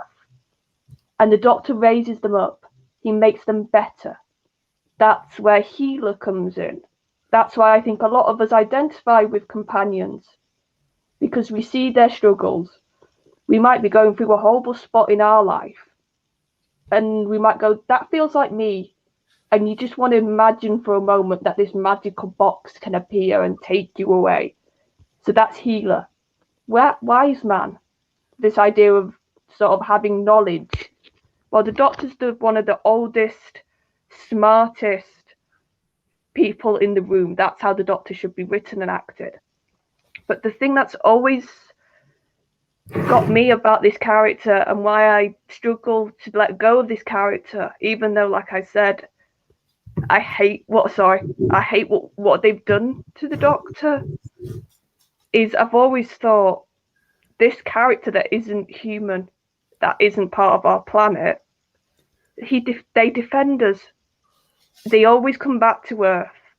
They will fight. They will, even though we can be the most horrible people on this planet, like we can do the most horrible things to each other. But a character like the Doctor can still say, no, I'm going to defend them. I'm going to fight for them. And that is amazing. And that's why I think the Doctor suits this character, because it's this idea of fighting and being above and being intelligent enough and sort of kind enough, because I also think kindness is linked to that title as well a lot, to do that for a race of people that aren't his. So the problem is the Doctor isn't just a title. It means so much. It has so many connections. So you can't take that Chibnall. And it's literally like, if that's what he's trying, obviously, like we said, we can see if this quote happens. It could just be something plucked out of thin air. But if he tries that, you could call your character the Timeless Child. I'm not going to, because the Doctor's the Doctor. And that's what we will always call this character. Exactly. Nothing's going to change that, no matter what he tries to do. But listen, we have run out of time. It has been an interesting one. We might have to have another conversation on this, or maybe indeed have a panel during the week and bring you back on, Charlotte, with a couple of other guests, because 15 minutes is not going to be enough for everybody to kind of touch on this. But I'm glad you came on. So do us a favor. Are you going to do the plug, or are you going to let the legend do it? Oh, I'll let the legend do it. No problem. But Listen, you will see me tomorrow in Classic Q. I can. Yeah, you will indeed. And listen, again, some great opinions there, and thanks for for educating the kids out there and telling them what the Doctor is all about. I think you've described the character very well. So thanks for coming on. I really appreciate it.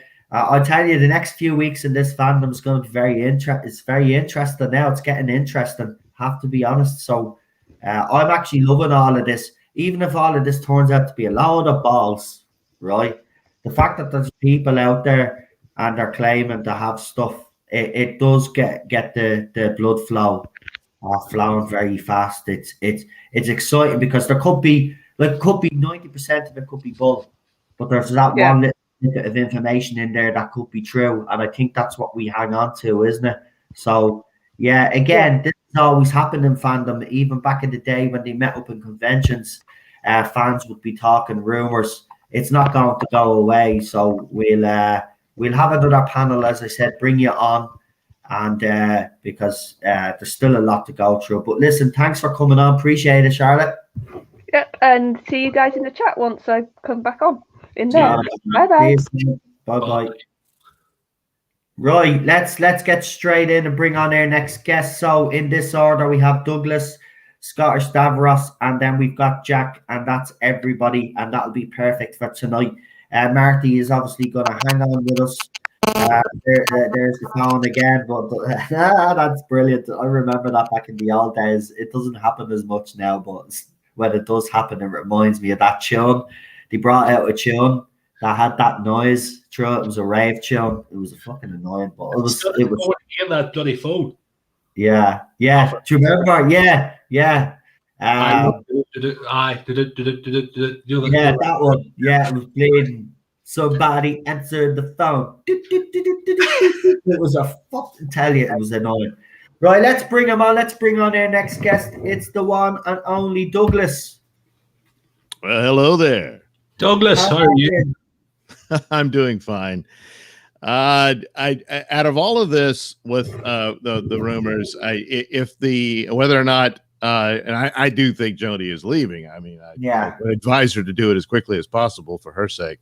And with Chibnall, whether he would leave or stay wouldn't really matter as much if the timeless child or children idea is not completely retconned.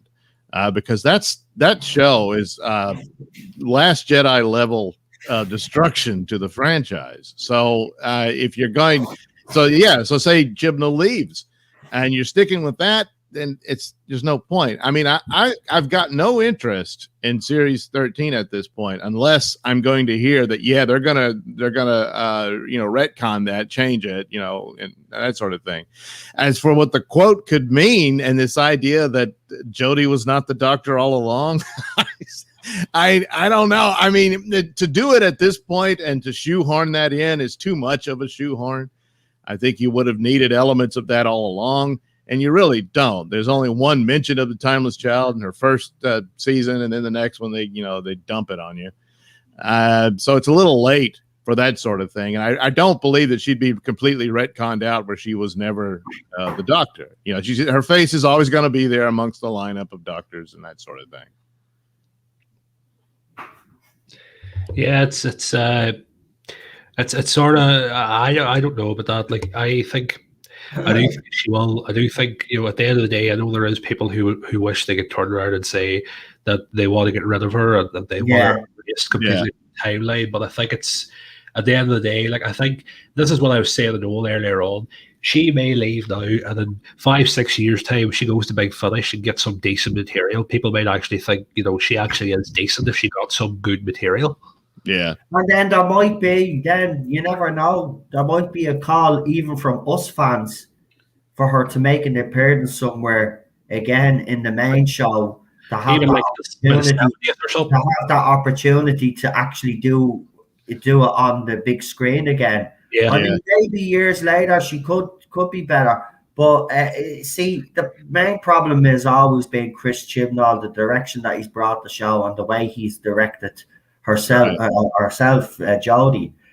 She hasn't been directed well. He gave her bad advice at the start, told her not to go and touch any of the show or watch the show. You don't tell the lead actress of the show that you want to take over not to go and do the proper research. Now, she did admit that she went and she watched a couple of episodes and she got scared. She came across very vulnerable. No, she did a podcast with David Tennant and I did defend her. She came across as very vulnerable. She really didn't realize what she was getting herself into because she wasn't told. Right. And that was down to Chris Chibnall because apparently he didn't want to scare her. I'm sorry. But that's real. So she gives the best performance that she can. You light a fire under her ass so she gets that scare. That's what you do. You don't scare your actress to bits, man. You give her the best possible chance of succeeding. And even if she had a short, it's at least people would have said, well, it's at least she's giving it a go. You know, it's the way she's directed. Sometimes when I watch her, it's like, I don't think she gives a crap anymore. Especially last season, I don't think even Bradley Walsh and Tolson Cole really gave a crap last year. No, they were just phoning it in and going through the motions. Yeah. They know what the deal is. I mean, for Jodie, as far as her approach to it, I think she could have learned a lesson from Matt Smith. I mean, because you didn't have to be a super fan like Capaldi and David Tennant were. But Matt Smith, who wasn't, but he was a professional. He said, I better look into this. I better look to influences and whatnot. And he went with Troughton and that sort of thing. And that's how he builds his character and learns on that. Whereas Jodie is just, don't worry about it, Jodie. And she just, well, I know David. So she kind of does a really bad impression of him at times. And that's about it. No, you need to buckle down and study this thing, even though you don't really know it very well, weren't a fan of it or what have you. You don't have to be, but you got to be a professional and take it seriously about whatever part you're getting. Exactly. And I think that's where I in particular do go down heavy on Miss Whittaker. I know our boss told her not to, right? But yeah. Don't listen to him. We can see with Hollywood stars, right? They'll star in a movie, and then they'll be at the interview, and the journalist will ask them a question, and it'll be somewhere around the line. So, what kind of research did you do for this? And then the actor will turn around and say, "Well, the director told me not to look at the source material, but I went behind his back anyway, and I did." And then the director said it was the right decision. In the game, and that's what Jodie Whittaker should have done. She should have done that. She should have went against what Chris Chibnall was saying, knowing that it was wrong not to not do research. It's very important to do the research. It is. How are you supposed to play the character if you don't know what the character traits are? If you don't know what the character mannerisms are. Yes, you put your own spin on it because you've got your own personality, like all doctors have. They put their own personality with it. But there are certain traits that the doctor has. And Jodie Whittaker has none of them. Yeah. She doesn't, though. She doesn't. And she's a blundering idiot. I mean, there was a few humans left. Sure, she killed 75% of them in the last couple of episodes. I know. Like it's confidence, but that's because the way she's written and who's writing her? Chris Chibnall, and he's writing things. Why is he writing her? And this is another thing as well, right? I am a fan of the Root Doctor, right? I think everybody knows that. I am a fan of the Fugitive Doctor, right? She might have been only on screen for 2 minutes or whatever it was, but in those 2 minutes, she was more of the Doctor than Jodie Whittaker has been in all the time. And why? Now, this doesn't make a difference, as Douglas said, right? You don't necessarily have to be a fan of this show. Matt Smith proves that you don't have to be, right? But it's always. I lost me thought. What was I going to say? Oh, it was important and all. I think it's like I think you're all about I think why Jill Martin was a better doctor. Why she was a better doctor. This is why she was a better doctor, right? Because she knew what the show was about. She was a fan herself. Now, as I said, you don't necessarily have to be a fan, but she knew what the show was about. She understood the character, right?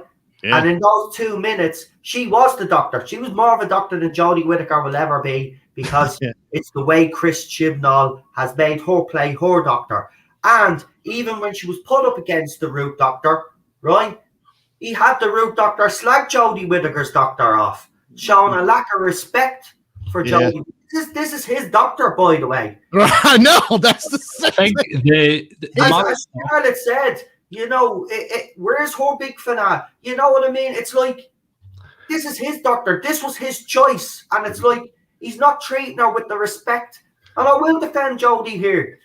Because at the end of the day, listen, I think we need to get past all of this. We know Jodie isn't right for the role, right? Everybody to concentrate, and there's still people concentrating on Jodie. I don't know why. Right? She's going to be leaving anyway. Right? Sooner or later. If it's not this season, it will be this season, though. I think she is gone. But just say there was a chance that she was there for Series 14, right? She's gone after that anyway. She's going to be gone, right? She's going to be gone either way. So, you know, it's an unfair situation for her because it's her face on this product as of now. Yeah. And Chibnall will sell off to something else and it'll be fine, you know, but she might be in shambles over it. And it's not fair. He didn't give her the stories that could have made it better. He was lazy. He's lazy with his own plot. Oh, the timeless children, like that was supposed to be his idea all along. And it was a lazy presentation. Yeah. And we know she has her flaws, right? And here's the thing. Right. She might have still came across as not a great doctor, but I do believe if she had been given the right advice and given the right tools, she would have gave a better go of it than what she's given it, right? Yeah. And I don't think, look, there'll still be people out there that will never accept a female doctor. That's fine, fair enough, right? That's their opinion, right? But if this had been handled properly like Missy was, right? Yeah. I think BBC could have really changed fans' minds if they had got the right actress in, the right showrunner in, and did this properly. This is the big thing for me. This has never been handled properly. She was announced, was promoted to bits. Series 12, no promotion, hardly none at all. They've gotten it wrong. Every decision that they've made has been wrong. Can you imagine? Go ahead. Sorry. Can you imagine if in an alternate timeline? Let's go into fantasy timeline here for a second. Could you imagine if it had been right that we're instead of Chibnall, it was Toby Whithouse taking over, and Toby Whithouse announced Michelle Gomez as the doctor? Could you imagine what we would have had there?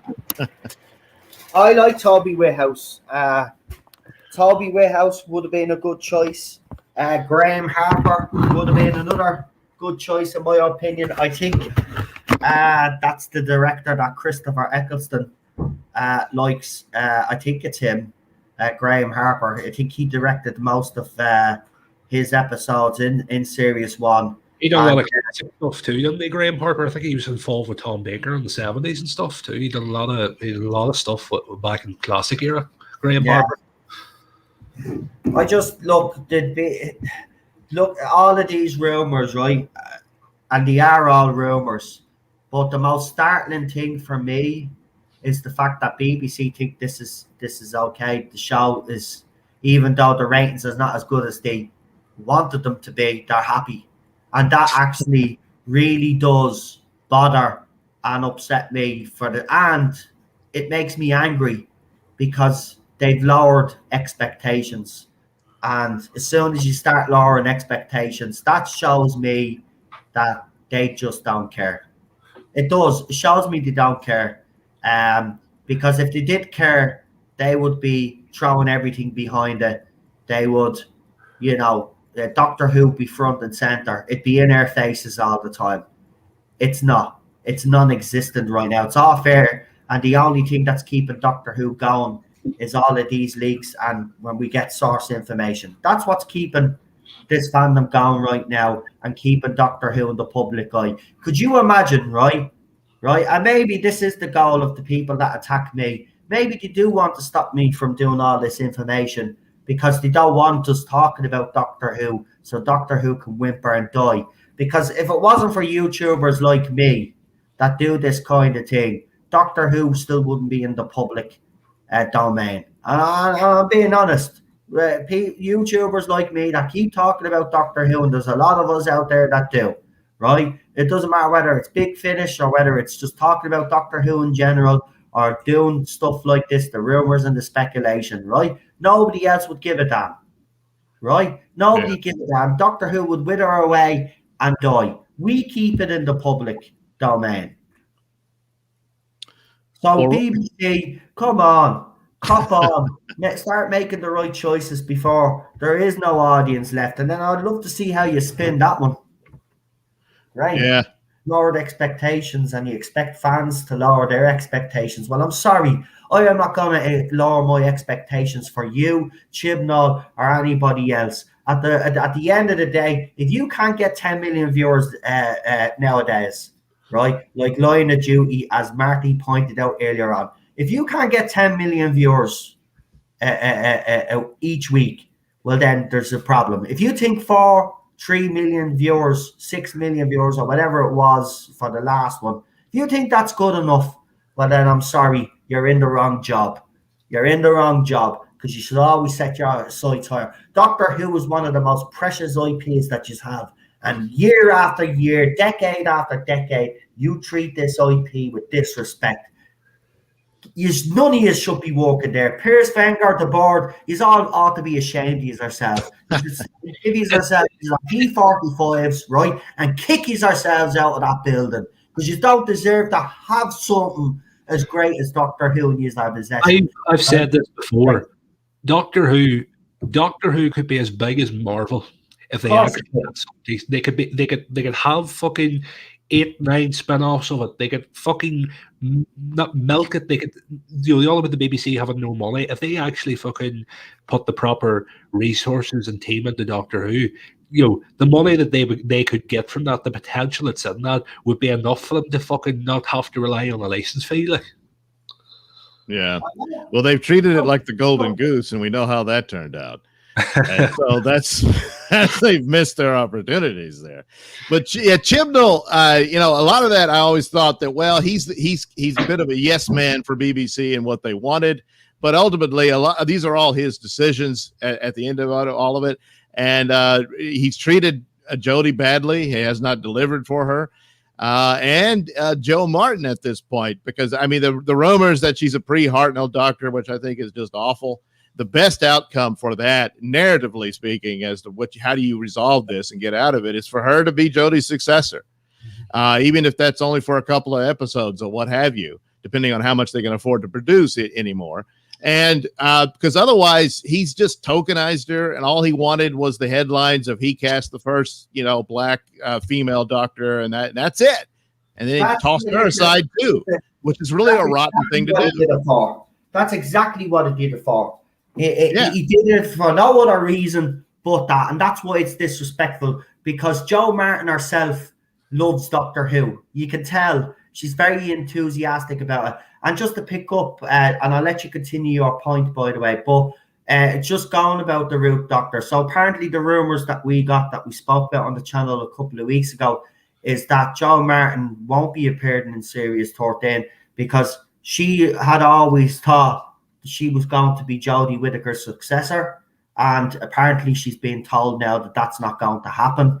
And, and she was supposed to feature heavily in Series 13, but even the rumors that Marty put out there doesn't look like she's going to feature at all. So yeah, it's a bit of a, even though we complain about the whole thing, it's a bit of a slap in the face to her, because I'm sure that woman would have had herself all geared up to go and to appear more often. And I think for her, maybe 15-20 minutes screen time in total. I know. It's a bit of a slap in the face to. It is. Our doctor, our Tardis is much better. I know. I was going to say it is much better. That is a great looking Tardis. Much better. Now, would people still complain that it's a woman playing the Doctor? Of course they would. They'd probably, even some people out there, and I hate to say it, would probably have a problem because she's black, which is absolutely disgraceful. For me, looking at it, would I have Jo Martin or Jodie Whittaker in the role right now?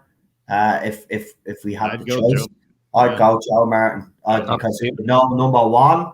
But look at our doctor anyway. Our doctor seemed to be a bit more something about our doctor kick-ass. She's more edgy, right? Kick-ass. I wouldn't mind seeing a kick-ass doctor.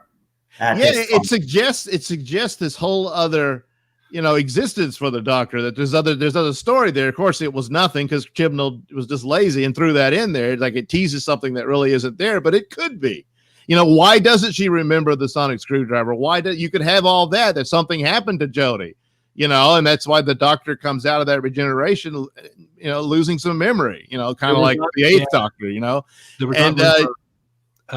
there was that rumor way back. I remember I said, was it about Christmas or maybe after? No, when I was telling you. Her mind, the reason why she doesn't remember is because her mind got wiped or something. She finds out about she goes back to ancient Gallifrey, finds out about the whole time this right, yeah, okay. She ends up getting her mind wiped or sort of partial amnesia or something like that happens. Yeah. Right. Oh, great. Fine. Do that, but also you got to retcon the timeless children. You've got to do that. They won't go. Yeah, I know. That's the problem. That's the problem. They won't. But a huge problem. Now that what fans will have to decide then is okay, if they don't do that, but the show doesn't prove and they bring back a male doctor, am I willing to put the Chris Chibnall nonsense aside and continue watching the show? That would be the next thing that these fans will have to face. That have. Well, for me, that's a big no. That's a no. I don't care if it's a male doctor. No. If I can't, if you're not taking the timeless children away or changing it where it's someone else, it's some sort of Rassilon plot and all that. Other than that, I'm sorry. No, I don't care. Even if it's Michael Sheen, I don't care. Yeah. That's it. I mean, the only cop out for this now is if they turn around at the end of series 13 in the finale and say, "Well, it was actually the Master, but we changed the Matrix to make it look like it was the Doctor because of the Master." He would go mad, and that would be the easier way to do it, I guess. They probably will do it that way. I reckon that they'll cop out that way. But Douglas, do us a favor before we let you go because we have run out of time. Do you want to plug your channel and plug your social medias and tell people, and the moderators will throw the links in the chat as well, but do you want to let everybody know where they can find you, pal? All right. The YouTube channel is the Nelson Ratings, Nailsin Ratings, and it's also available on other platforms, Rumble, BitChute, Odyssey, and Minds. You can also follow me on Minds as well, but on primarily Twitter, of course. It's at Mr. Nelson, MrNailsin. And I have a podcast over at RadioMisfits.com with new episodes every Saturday, The Mr. Nelson Show. Fantastic. Listen, thanks for joining us. I really appreciate you coming back on again. As I said, you're more than welcome to come on these Friday nights whenever you want. And obviously, if I have some future panels on the other channel, you're more than welcome to come on as well. All right. Thanks for having me. No problem. Listen, look after yourself, stay safe, and have a good weekend, pal. All right. Bye-bye. See you later. Bye-bye. Right. Let's bring him on. There he is. He's coming. I can feel his presence already. I can feel it already. No introductions are necessary, but because I'd be afraid of his wrath, he's going to get an introduction. It's the second week in a row he's been on the channel, so I'm feeling like this is a good thing. I'm glad to see him back where he belongs, as Lee said last week. He does run his own YouTube channel. He's working very hard. Go and subscribe to him. It's the one and only Scottish Stavros, the international legend. Yeah.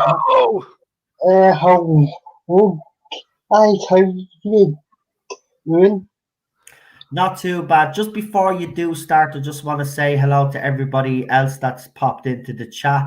I see we have Babette Bombshell there. Welcome again, pal. Nice to see you. Who else did I miss? There was a few. Matthew Pounder, Chris Lawley, Lee Halford, Jamie Tipton, Juan, if I'm saying that right, Argios, Scott. Who else have we got? Mika is also in the chat. Cam is in the chat, and I think that is everybody that I've seen coming in while we've been talking. So, Daniel, obviously, while I've been doing my videos during the week, and you've been in the chat, you've said that you have a lot to say about these rumors. Now, you've heard the new rumors tonight as well, and I will be throwing them up later on. By the way, folks, I will be throwing them up later on. So if anybody doesn't know what we're talking about, I will throw up the rumors for you. The video will probably be about 6 minutes long. For the reason for that is because there's so much information. I want to give enough time it's 30 seconds each slate that you do, but I can extend it, and in some parts I'm going to have to extend it because the information, there's quite a lot. But Daniel, nice to see it. I haven't started the timer, so you're grand. But first of all, how are you, before we do start, how are you getting on? Yeah, I'm actually doing pretty good. So to start us off, I'm going to address the whole, I'm going to address the time with the children to start us off here. But I'm not actually too I'm not actually too surprised about I'm not actually too surprised that channel and the BBC are possibly going to drag us out for as long as possible. I mean, at this point, this point, and you would actually think the EBC are all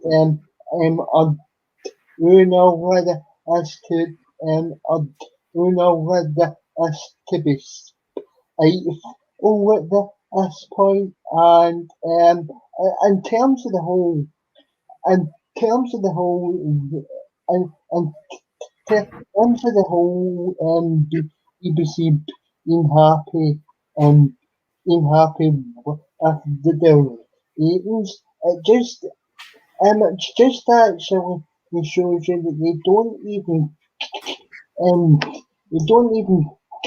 hear about the quality of the show. All they hear about is uncertain the agenda as into the shows and appeasing the local minority. It's by them. As soon as Jodie will take up us regenerate, and that local minority will pass off onto the next franchise that has killed the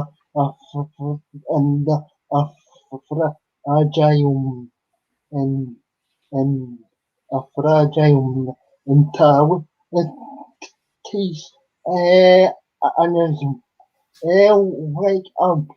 Wouldn't be too surprised if the whole speculation and auction on torch it actually ends up shown on EBC because back in the day that show was BBC Three's and EBC Three's and Op and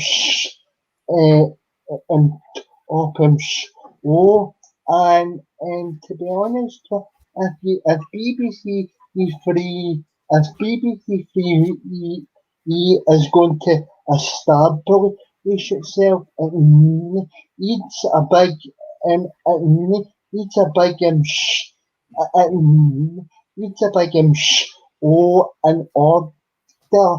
for that channel to get a shot in the arm, so that the woman so that woman speculation kind of makes sense. Yeah, I agree with you on the Torchwood thing, because for the simple fact is that look, I'm not saying it is coming back. We've been told it's not coming back, but we were also told, though, anything is possible at this stage. But right now, yeah, there is all the rumors flying about, but there's nothing concrete. But the thing about it is, if BBC Three is coming back, you are right. Torchwood was a flagship show that started on BBC Three. I think a lot of people forget that Torchwood originally started on BBC Three, became so popular, then they put it on BBC Two.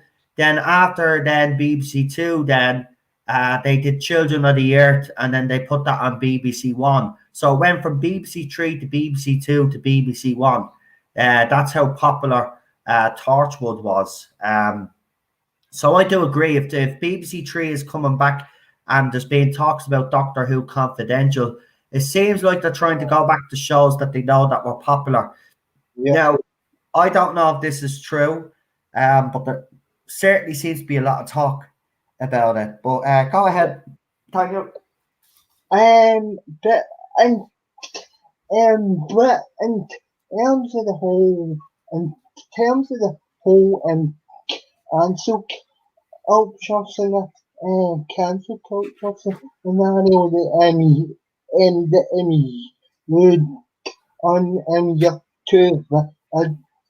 videos that you done on your two videos was on last night about the whole cancel culture brigade about the whole cancel culture brigade on after human nature in the family of Bill. I mean, it just shows that it just shows the hypocrisy of that side of the fandom, because they're all about because they suggest that they're activists and suggests that they are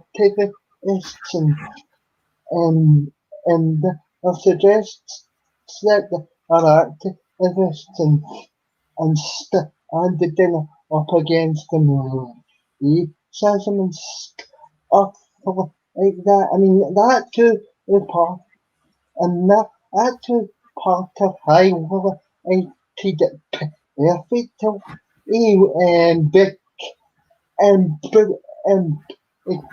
was it was during the 1910s that I was during the 1910s and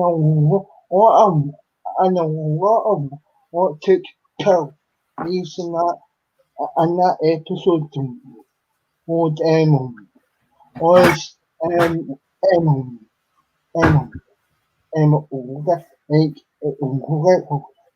as what actually happened back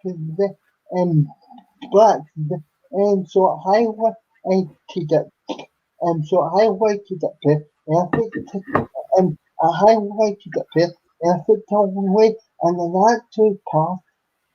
in that two part tourism, and that two part is a sensational episode, and I just feel so pissed off and angry that a certain section of the fan base is on back through the history and trying to cancel a show just because 85% of the and in my opinion think that I said a shite. Well, I'm sorry, but like you can't just be a miserable and you can't just be a miserable sport and you ruin it for the rest of the rest fandom, and if it is, it's toxic as he's and if it is toxic as you suggest, then I don't see how that you are in the fandom. And if it offends you so much, what I don't move on to something else, because that's kill. He hasn't a show for you basically kill. But I'll let you back in since it's your channel. No, you're grand. Work away, man. You've only got 15 minutes, so I'm glad when you just keep talking, because it gives me a chance to do something. But yeah, listen, I mean, I don't understand it myself. They claim to be fans, but yeah, they go back and they attack everything, and they come across like they hate everything. So I just don't get it. But also, you know, as I said earlier, these guys are all, you know, all do claim to have the moral high ground, you know, have their Black Lives Matter hashtags and their banners and all of this. But yet they're going after an episode and a story that highlights racism. Yeah. I just don't get it. There's a hypocrisy there. I said it last night. It is. It's hypocrisy at its finest. They have no problem with Rosa Parks episode, but they have a problem with this. Why? I wonder why. And exactly in the whole and the whole BBC America and the whole BBC America fight and even into the dinner and this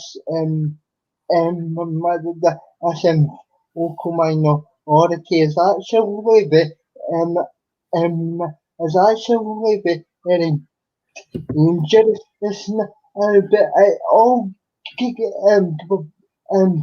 But it all goes back to Emily, and it all goes back to Emily.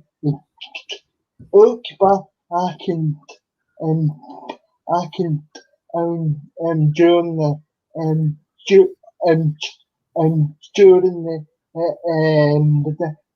events and that she was organising, because as soon as she backed because as soon as she backed I thought, oh my God, it's over. And to be honest, if you did it, and to be honest, if you people have to start covering it more on their own channels, or else the whole entire history will be cancelled by this. But I did as evil. Minority whose only goal is to destroy them. I say of a fantastic fantastic show. Yeah, I agree. They're clearly not fans if they keep targeting stuff and coming out and saying how much they hate. I mean, how are we supposed to take them seriously? Yeah. You know? And I mean, the things that they're even getting outraged about are ridiculous.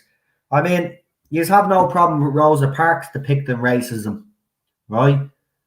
Where they even used, if I'm correct in saying, did they use the N-word in that episode, if I'm correct? Did they? Yeah, well... Yeah. Did they use the N-word in Human Nature? No, didn't hear any. You know what I mean? Where was the outrage years ago for Human Nature? See, there was none. There was none. BBC and Doctor Who and all the people that were involved were commended for highlighting issues like that.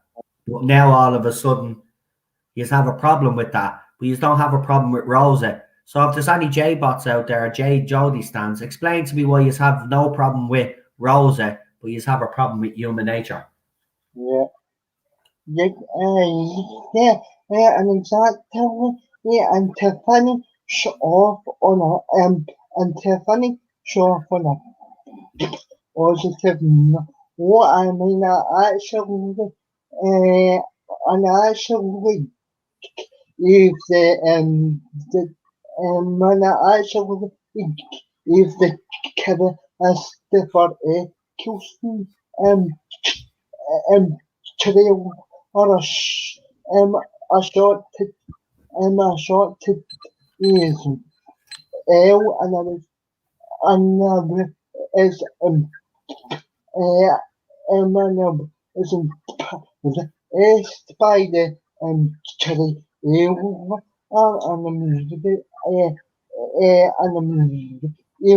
excited by it, so let's hope that let's hope this let's hope this stories are actually mother actually pretty good, but the signs are but the signs are very but the signs are very almost.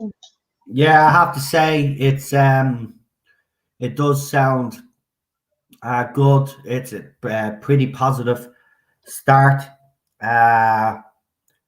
Again, I will say it's a shame that we're not going to see him on screen again, but it needs to happen. I'm glad these audios are happening. I was a bit wary, maybe it's a cash cow thing because, you know, they need money.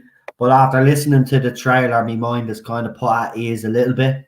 Still, though, doesn't mean that it's going to be brilliant. But so far, so good.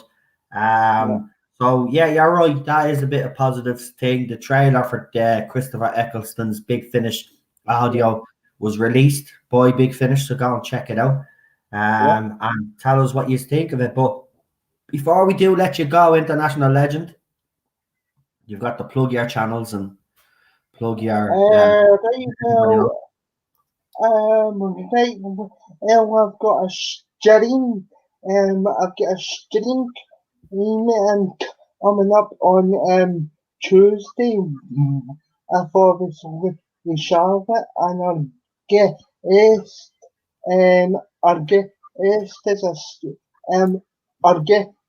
there's actually yes or is a Scottish Scottish content creator called Eugene who basically does streams on and kill. I think on I think Oz so when so when so when interesting to get a so when interesting to get a was on my channel and like and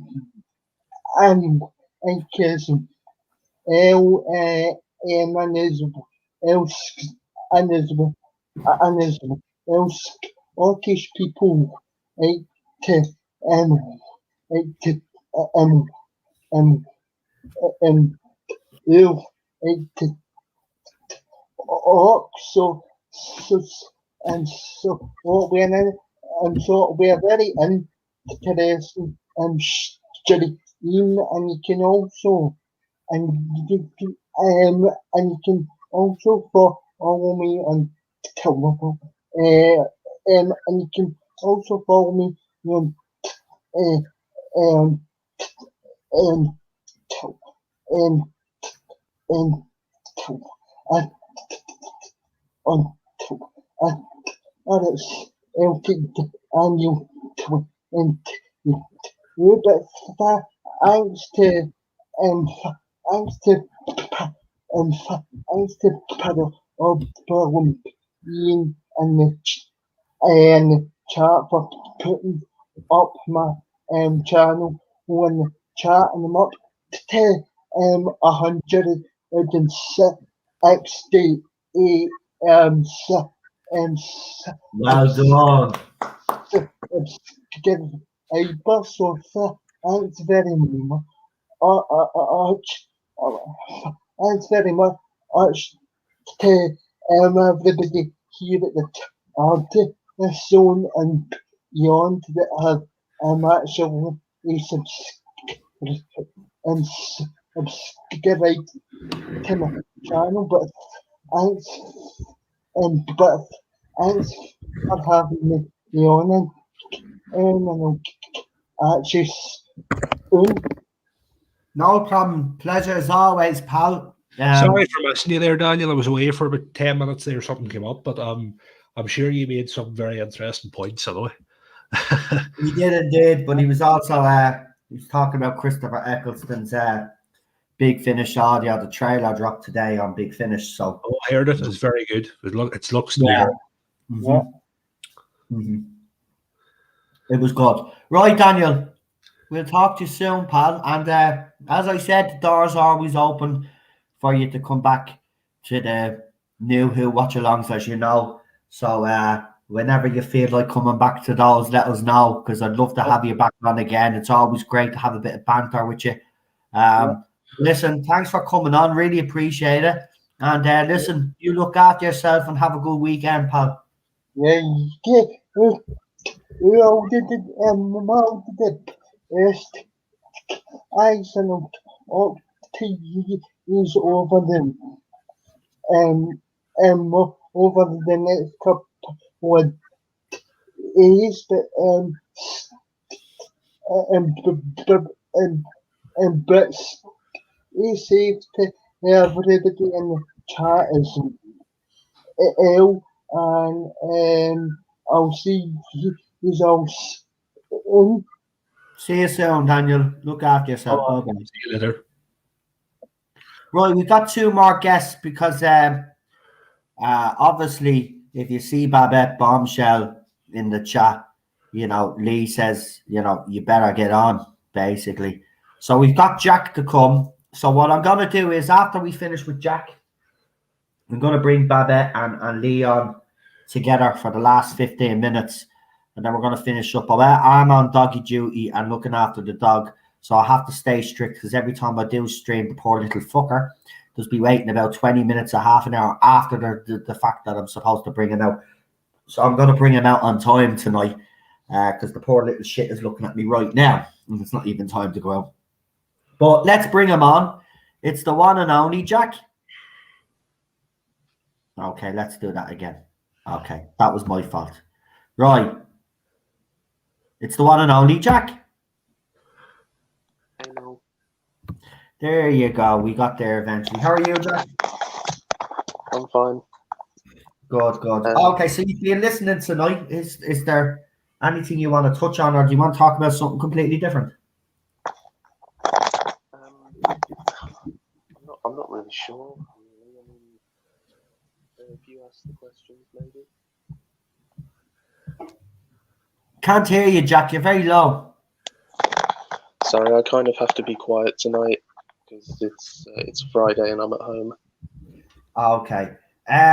So obviously you've been listening to what we've been talking about. First of all, I'll ask you again, because you said ask you a question. So I'll ask you this question.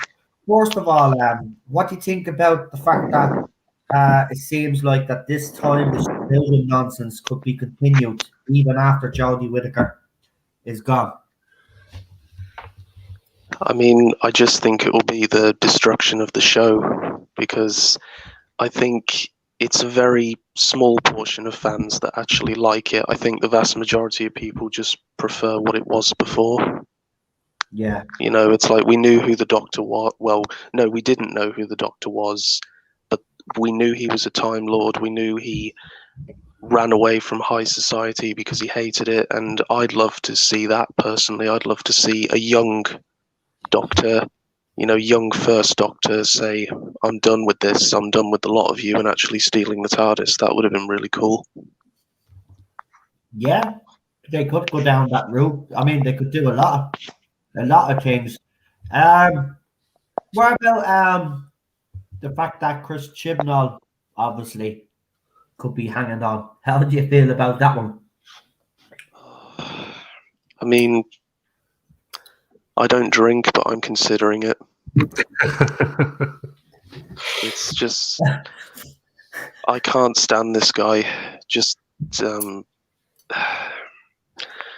there's just no hope anymore. And I've said this, you know, Russell T Davies was my Doctor Who. I wasn't that fond of Moffat, but I kept watching because I was a fan.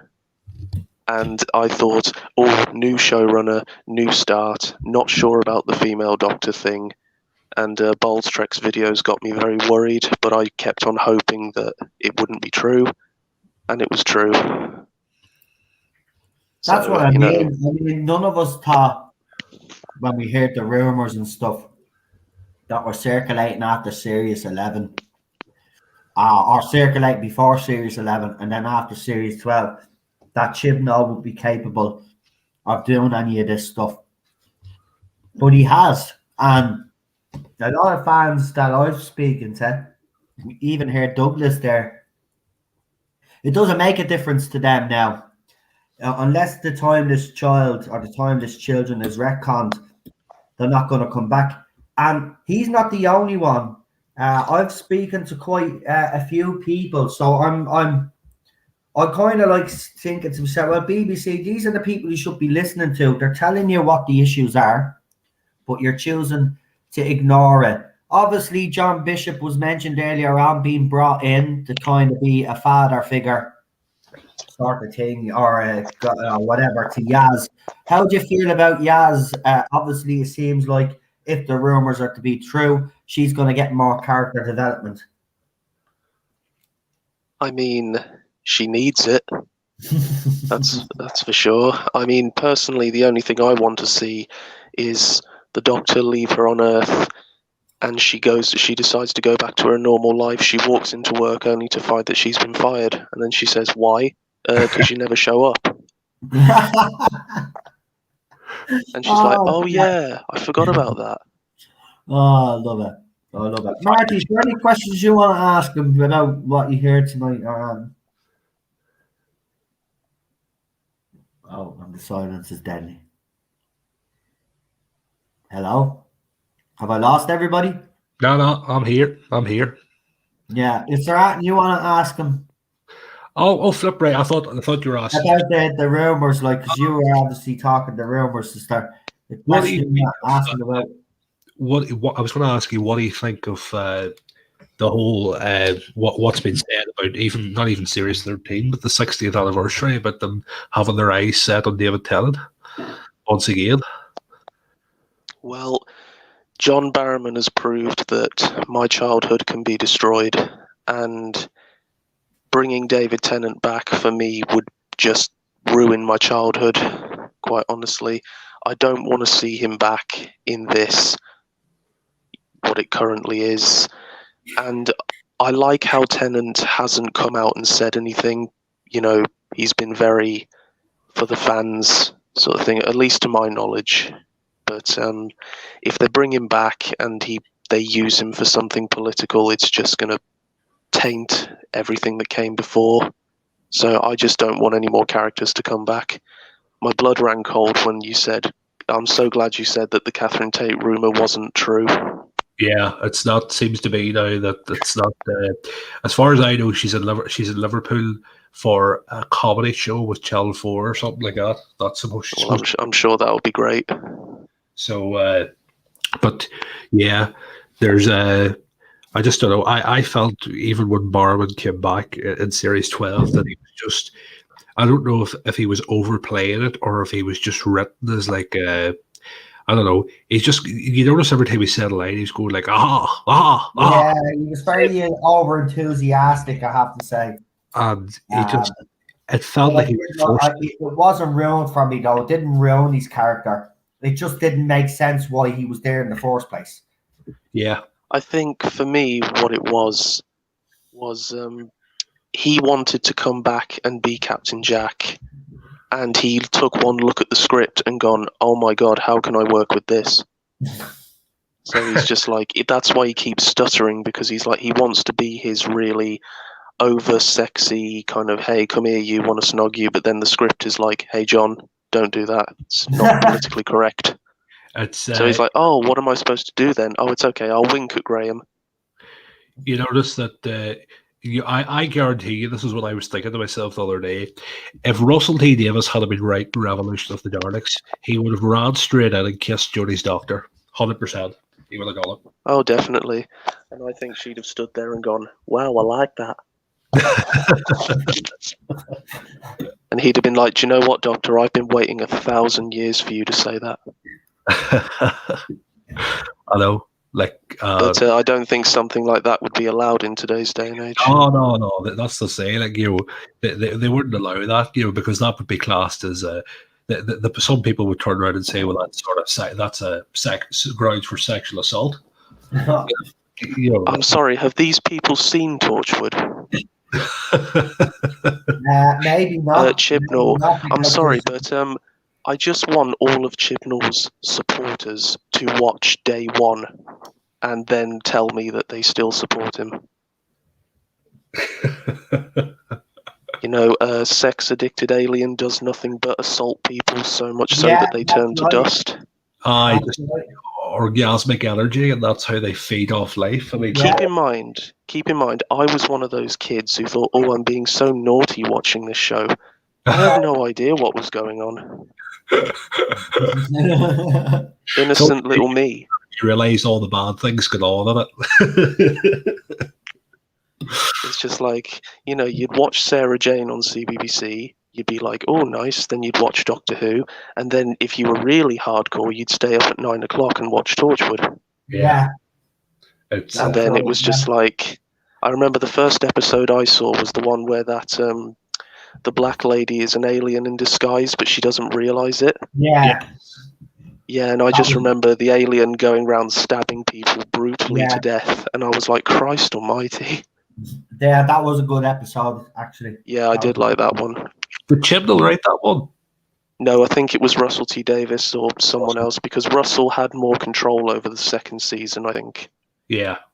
You could tell because the quality just went through the roof. And then with Children of Earth, that was entirely Russell T Davies.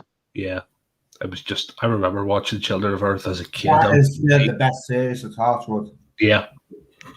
Without a shadow of a doubt. But you notice, that's sort of the serialization thing. That's what I was saying. That's the kind of thing I reckon Doctor Who needs, a continuous story over 5 or 6 episodes. I just love Capaldi in that story. Oh, just as we were saying the other night, the fact that he goes and that scene where the woman is talking about his whole political career and he's gone up the stairs to fucking kill his wife. I love the aliens, man. The 4, 5, 6. They give me goosebumps every time. Just that voice that they have, and you call us 4, 5, 6. That is our name. And it's just, and the whole thing turns out to be a big drug thing, and it's just, my God. I know. It's the only thing that I dislike about it is what they did to Jack's character. Him murdering his grandson, I thought was a bit much for me. It was a bit OTT, but the likes of now, even in Miracle Day, and even now, something like that should change a character. Even though we're used to Barrowman being all happy clappy and whatnot, after what happened in Miracle Day, you would nearly expect him never to be like that again.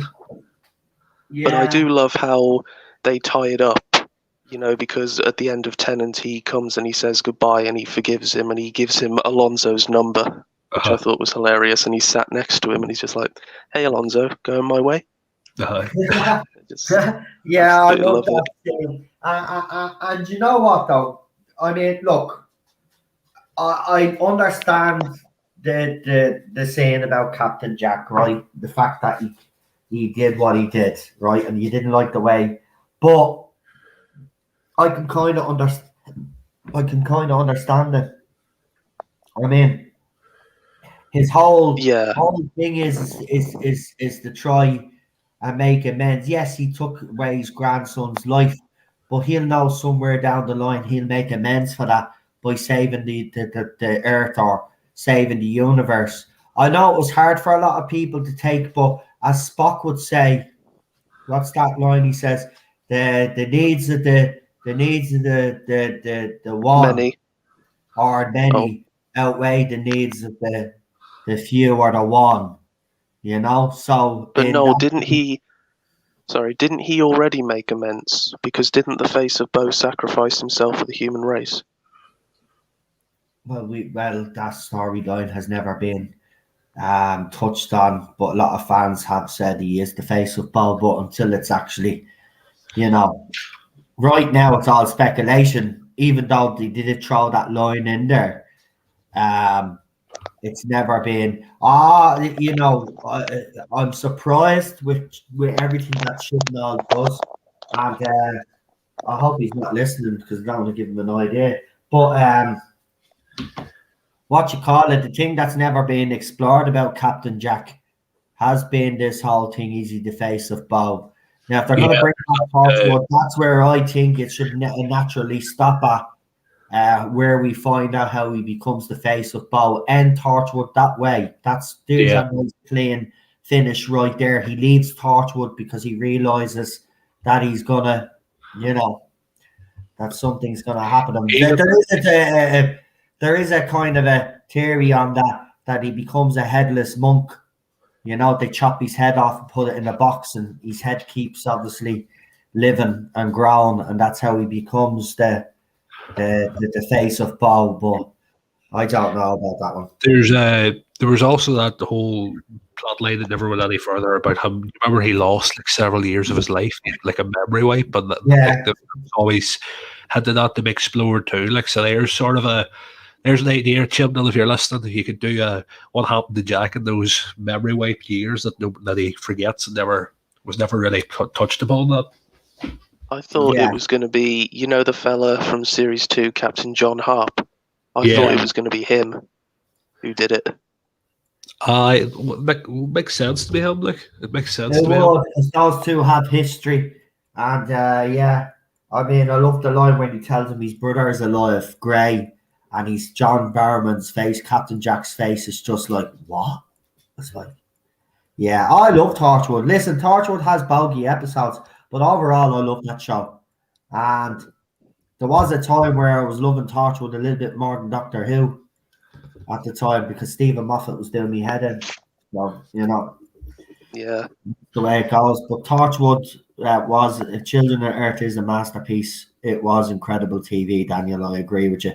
And if the latest rumors are true that there's a talk of a reboot or talk of it coming back because BBC Three is relaunching, then you know, I think it's the wrong decision at the wrong time. It'll become the right decision at the right time, but right now the main show is just in too much of a state for me to justify this, because you know what would happen if Torchwood ended up with 10 million viewers each night it was on? That would be embarrassing for the BBC. So I just don't know why they want to shoot themselves in the foot. But if they want to do they want to help themselves there, I'm not going to stop them. I'll give them a hand. Go and shoot yourself in the foot. Go ahead. Show how bad Doctor Who is by producing some great Torchwood. And then the audience will say, well, if you can write Torchwood this great, why can't you do the same for Doctor Who? And then you'll open up a whole can of worms. So go for it. But Jack, I just don't think... But I'll let you get your point across. But I do want to show everybody, while I've got him on here, Jack was so kind to do a bit of artwork of myself and Cheryl of rabbits, and this is deadly, folks. So I want you to have a look at this before we as he's here, might as well show it. If I can bloody get this Twitter to go up now. What the hell is going on with this mouse? I need a new mouse. Come on. There we go. It's on the mouth. Come on. Up a little bit more. Jesus, bit by bit. Can you not go up all in one go? There we go. Right. So we'll put it up on the screen there. And then we'll do this. So this is what Jack sent me. He was good enough to draw this for myself and Cheryl.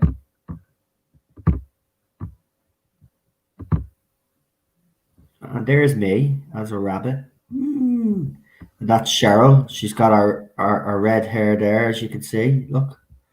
She's got her sonic screwdriver in her hand. You got a shamrock on the old Tardis there. And it says Tardis on, like, share, and subscribe. Isn't that deadly, folks? That's brilliant. Isn't it?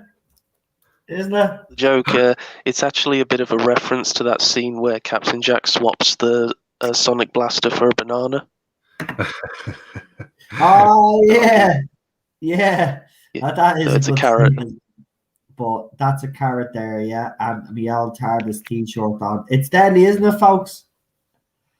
It is. Oh, yeah. While you're here, I might as well, as I said, show it there. So, yeah. That is brilliant. That'll be 50 quid. Joking, no joking. Yeah, listen, if I had the money right now, I would. No. I love it. I have to be honest. It's brilliant. But before you do head off tonight, if you want to plug yourself, please do. And he is an artist, folks. So if you're looking for anybody for paid art, commissioned art, I'm pretty sure. I might commission you, get you to do. I see a lot of people now. You don't know if you've ever followed Chris O'Dowd on Twitter. He has a picture of himself in the position of, do you know the way your woman from Titanic? Yeah. How do you call her? You know that scene in Titanic where he's drawing her with the chain. Yeah. I'll get you to do one like that of me, Jack. Oh gosh, I have to warn you right now. Like, rabbits are my speciality. With people, it's well, you can make me a rabbit lying in that position. There you go. That'd be deadly. That would a rabbit. Yeah. Everybody's saying excellent art. Well done. Shamrock on the door. Yeah, I noticed that. That was brilliant. I love the shamrock. Does the shamrock rock with the TARDIS? Really? Real? BBC, put a shamrock on the TARDIS, please. Instead of St. John's ambulance badge, just put on a shamrock instead. That's it. God, that's yes. it. Look at the Irish. Look at the doctor. So, plug your social medias, Jack, if you want to, or if there's anything else you want to plug there, go ahead, pal. Right. Well, this is really scary to announce, but I am actually on Twitter now. It's JackMain13, and yeah, I know it's crazy, isn't it? So. Well, I'm a little nervous, but yeah, I post artwork. That's about it for my own safety. Oh, that's good. I'll have to give you a follow. Fantastic. I'm just waiting for. Sorry, I'm just waiting for someone to say one of my rabbits is rabbitist. Oh, it's getting that bad. So what Chris asks, are there hares in Ireland or just rabbits? No, we have both. We have both.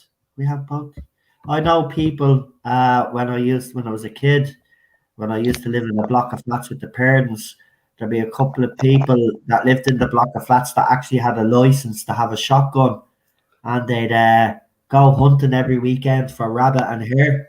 And if they got a good bit, like you know, they were good neighbours, you'd get a knock on your door. There's a fresh rabbit or fresh hare for dinner, So yeah, both, mate. We got grey squirrels and red squirrels, but red squirrels are protected.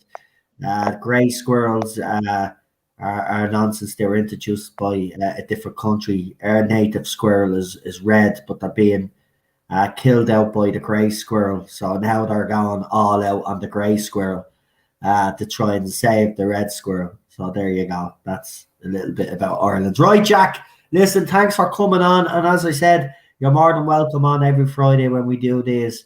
Thanks for the artwork. I really do. It's brilliant, mate.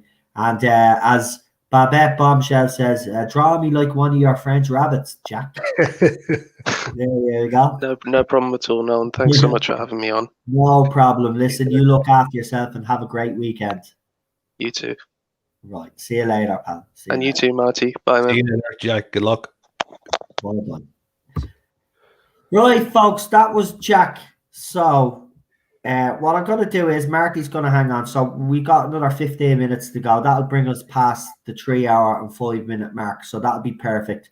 And I'll have to end it there because Ted literally goes out in 10, 15 minutes from now. So he is going to be late going out, but I'm not going to leave it too late.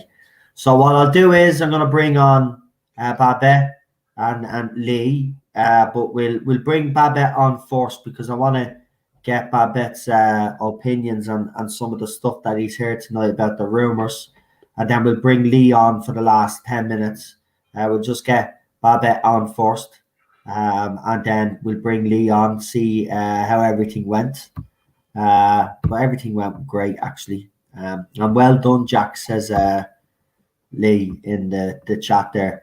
I agree, Lee. Great work. I have to be honest, it is. And thank you for that. It's amazing, pal. It's amazing. Right, let's bring him on. He was on last week, and he was great crack. It's the one and only Babette Bombshell. Hey, everybody. How's it going? Hi, Martin. Hi, Noel. How are you guys doing? Tons of love, man. How are you? Well, I the thing that makes me laugh most about this, and you're totally right. When John Barrowman came back as Captain Jack, it was the most neutered version of that character that you could possibly put on screen. Yeah. And I immediately started thinking, there's no way they could bring back Captain Jack and write him in the way that made him popular. There's no way they can bring back Donna and write her in a way that is irreverent, because the show is so reverent now that you can't have actual gay characters who do anything but act like milk toast and then die. I mean, that's the only that's the only reason they're there anymore, is to kind of be like token placeholders. So ultimately the thing that I think is going to happen, and I think a lot of you are right in here, is that Torchwood is going to supersede Doctor Who if they bring it back, because they're going to fill it with Doctor Who returning characters from New Who and Classic Who, and it'll just be like where all of the older fans go as Doctor Who becomes skewed younger and younger, and it becomes more and more TV that's good for you. That kind of crap. It'll become a fully fledged children's program, and then what they'll do is they'll set up Torchwood so the adults that have walked away from Doctor Who can still get their fix of the Doctor Who universe in Torchwood. Exactly right. Yep. It sounds right. Plausible. It does sound plausible, and with BBC Three coming back, I wouldn't rule it out. Actually, in saying that, I will have hopefully someone on next week that does talk about rumors and speculation and does get first-hand information on the channel next week to discuss these latest rumors. And of course, all the other rumors that have been floating about since Series 12 has started filming and indeed stopped filming. But Babette, I mean, Torchwood, it would be, look, BBC mightn't see it as an embarrassment, but to us fans, that would be embarrassing if Torchwood became bigger than the main show. But you see, the thing is about the BBC is they obviously have no shame and are not embarrassed by anything. I mean, if they can put out what they're putting out right now as Doctor Who, they obviously have no sense of embarrassment about what they're producing. So that's the problem with that. But you know what? Okay, I wanted to use the little time that I have here to do something that I think is very good for the audience. Okay, and it taps into what we talked about last time. And I wanted to talk, and it will have to do with Doctor Who, so hang with me for a second. And I wanted to talk about depression, all right? And I suffered from clinical depression and learned a lot of tools to help change how to rewire my brain through neuroplasticity to kind of get rid of depression, all right? And I used Doctor Who to do it, and it was fun, okay? So this is kind of something that I'm going to pay forward. A lot of what people don't understand about depression is oftentimes biochemical. And you often, when you have a depressing thought or a negative thought, you think that it's because of what you're thinking about. But lots of times, if you have biochemical depression, it's just the chemical soup that your brain is floating in, having an emotion, and then it looks for the negative thought to match that emotion that your body is manufacturing. So the thought isn't leading the emotion is leading the thought, okay?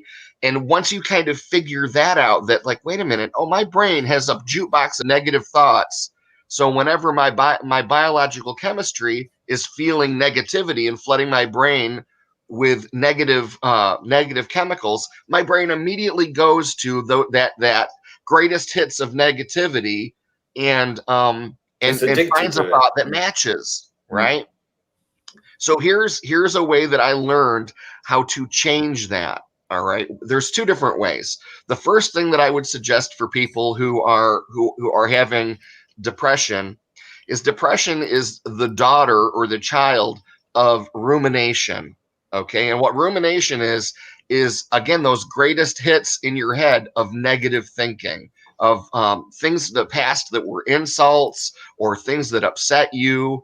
It's easy to get caught in a loop where you're thinking about those same things over and over and over again.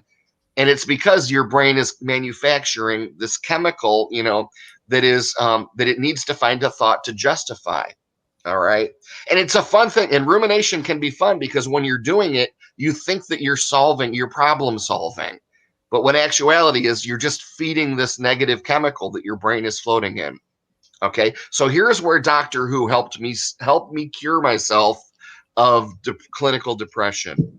Okay, your brain cannot have two chemicals running the show at the same time.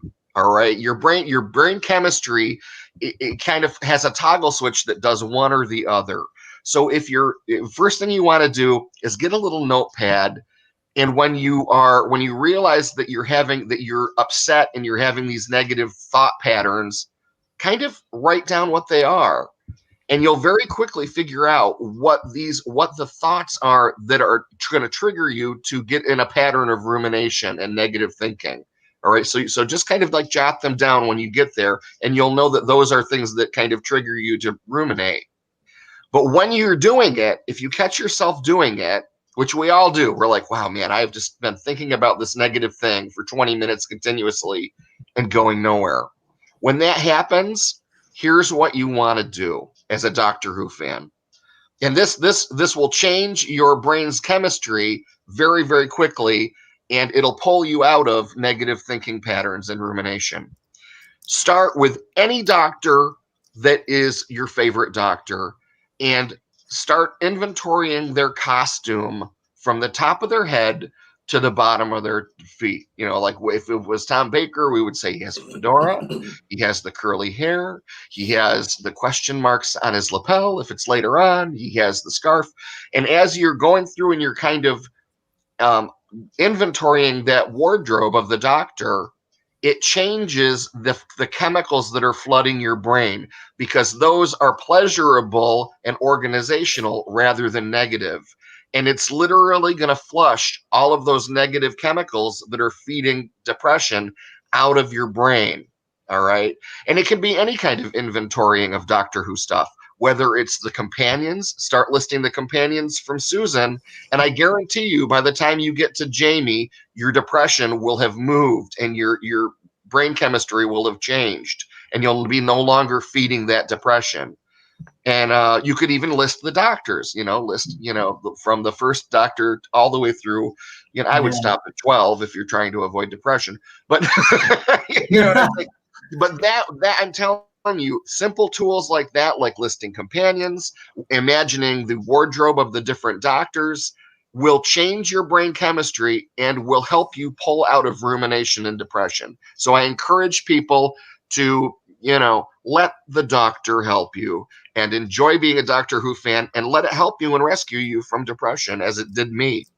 And me, that's why I did the video that I did the other night. I think it's very important, and thanks for bringing it up, Babette, because this is the biggest issue that's facing society right now. I do believe that mental health and people that suffer from depression is one of the biggest killers right now. Forget about the pandemic. Being in this pandemic has set a lot of people back, especially those who are making progress. It's like if, from my point of view, I've been able to handle this pandemic a little bit better than I would have, say, back in 2005. Say this had happened in 2005, I don't think I would have had the will to carry on. Right. Because I'd already, as I said, in 2005, if Doctor Who hadn't come back, but if a pandemic had came along, I would have been a goner. Yeah. And the pathways in your brain are kind of like the grooves in a record, and the ones that you use the most are the ones that are the easiest neurons for your brain to find pathways. So when you're having depression and you change your brain chemistry by listing doctors or inventorying their costumes or whatever, you're making those pathways atrophy that were negative, and the good ones come in. So over time, if you do that enough, you will change your brain chemistry. That's what I mean. You're right. If Doctor Who hadn't come back in 2005 and it hadn't have been as good and as engaging as it was, and it did give me hope that there was a chance at a better life. And I'm still here today, and I owe a lot. And listen, my depression hasn't gone away. Depression doesn't go away. It's not a switch that you can switch on and off. It's always there. It's just now I'm better, more mentally prepared. But again, in my video, I made it clear to people out there, if you are suffering out there, you don't have to suffer in silence. There are people willing to listen to you. There are people willing to help. You don't have to keep things bottled up inside you. And do what Babette suggested as well. Try everything, but don't ever feel like you're a burden if you go and start talking. No, there are people out there willing to listen to you. They're willing to help, because there are people out there, believe it or not, right? You're not alone. There's thousands beyond thousands beyond thousands of people, hundreds of thousands of people that suffer. Exactly. It has nothing to do with whether you're if there's any kind of, that you're not a weak person if you have depression. Exactly. You're not an unhappy person. Even happy people have depression, because again, it has to do with brain chemistry. It has to do with the chemical soup that your brain. There's a chemical imbalance in the brain, the way it was explained to me by the doctor. That's exactly what it is. It's a chemical imbalance.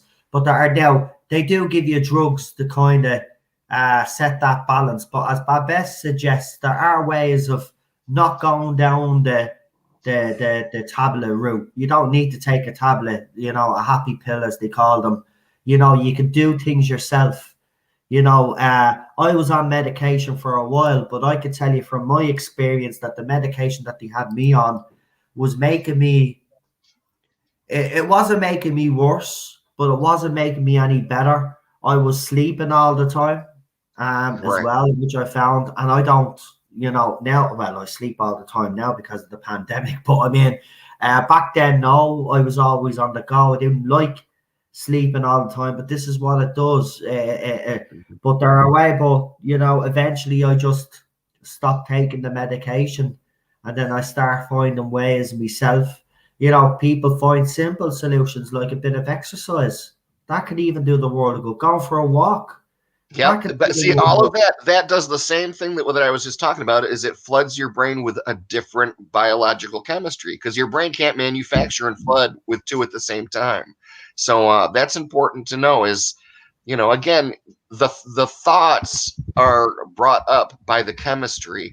So it's people think that they get into a lot of self-loathing because they think depression is their fault, and it's not that at all. So again, try those few little things that I just said about, like, listing costumes or listing doctors or companions, and let something that you love kind of rescue you. It's within your power, man. But that's the end of that little sermon. But it's just something I wanted to pay forward. No, you're right to bring it up. And listen, if I'm just going to say out straight, if anybody does have a problem what we just brought up now, I'm sorry, but wherever you've been living, hiding under a rock, there's a lot of people out there that are suffering right now, and even people that wouldn't normally be dealing with mental health issues have suddenly now become part of that. It's affecting everybody.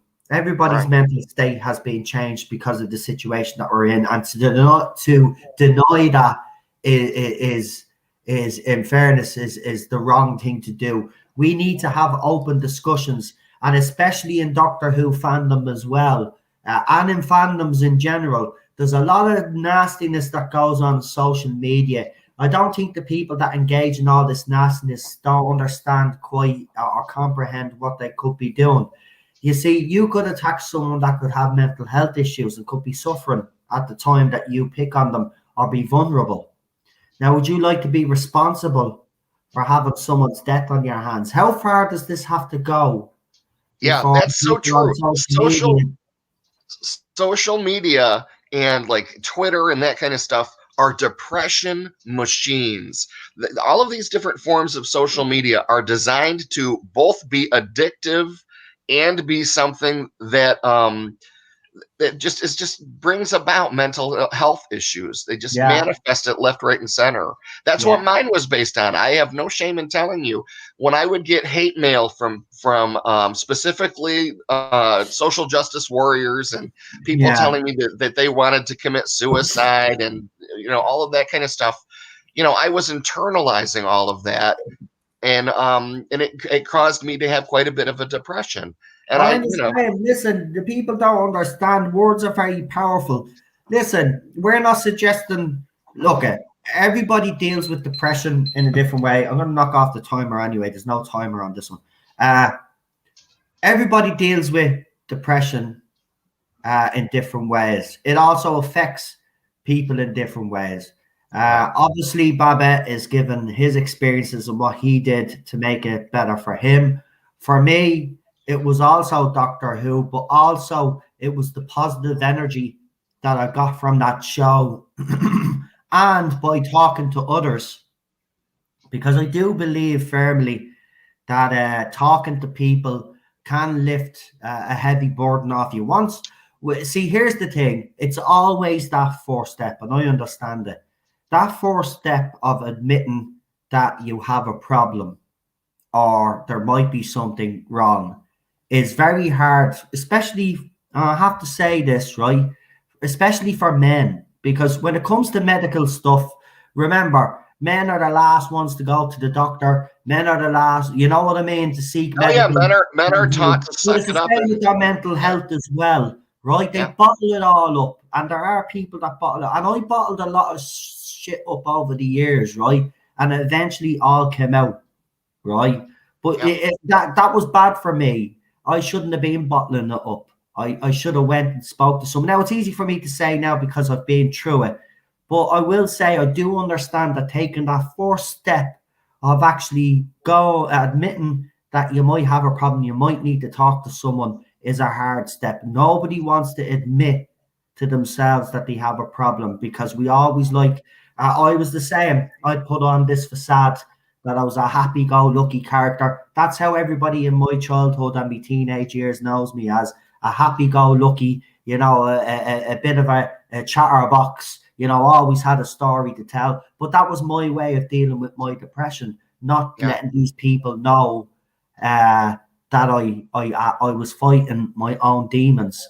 But intelligent people I know, the most intelligent and articulate people I know are the ones who are most prone to depression.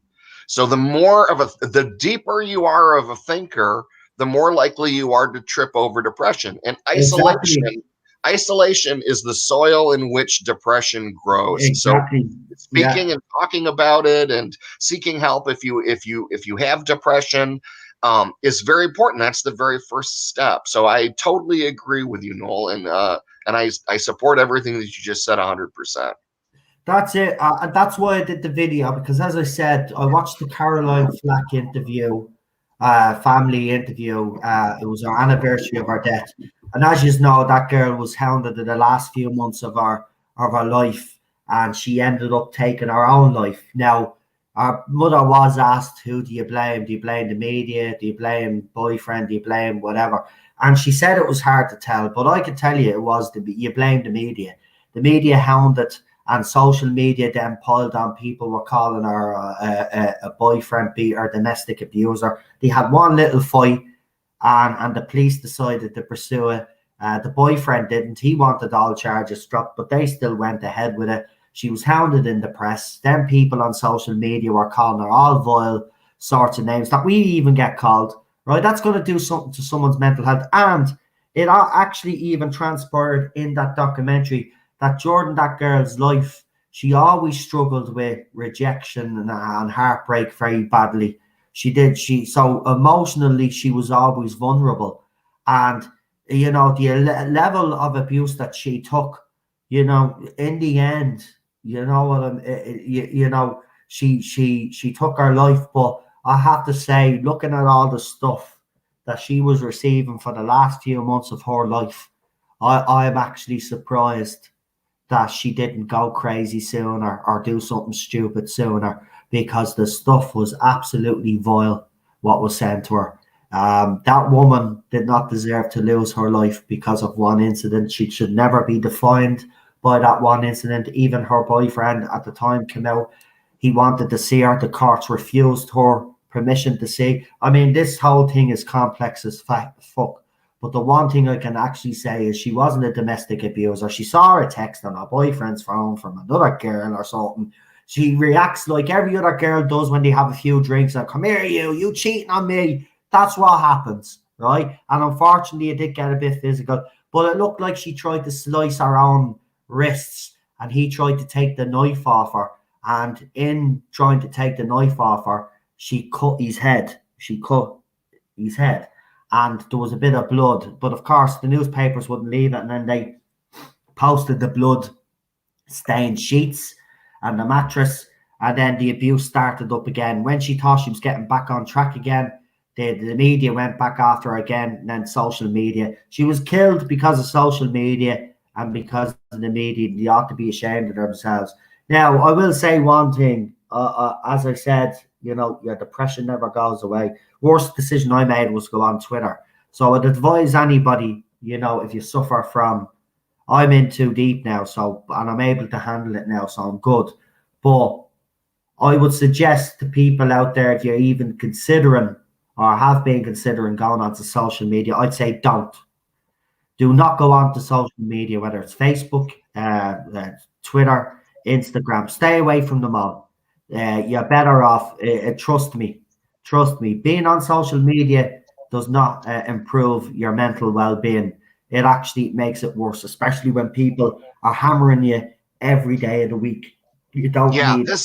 That's very true. And there's a lot of people who have to be on social media due to their careers and things. And to those folks, I just lovingly put forward, don't engage in flame wars. Don't, because here's the thing. I once got in a fight with somebody on the internet and had this big thing, and I'm laying up at night thinking about this person, and then finally I Googled their handle, and I looked at this, and it's like this freaking 14-year-old kid, and I'm like, I am arguing, thinking that I'm arguing with an adult.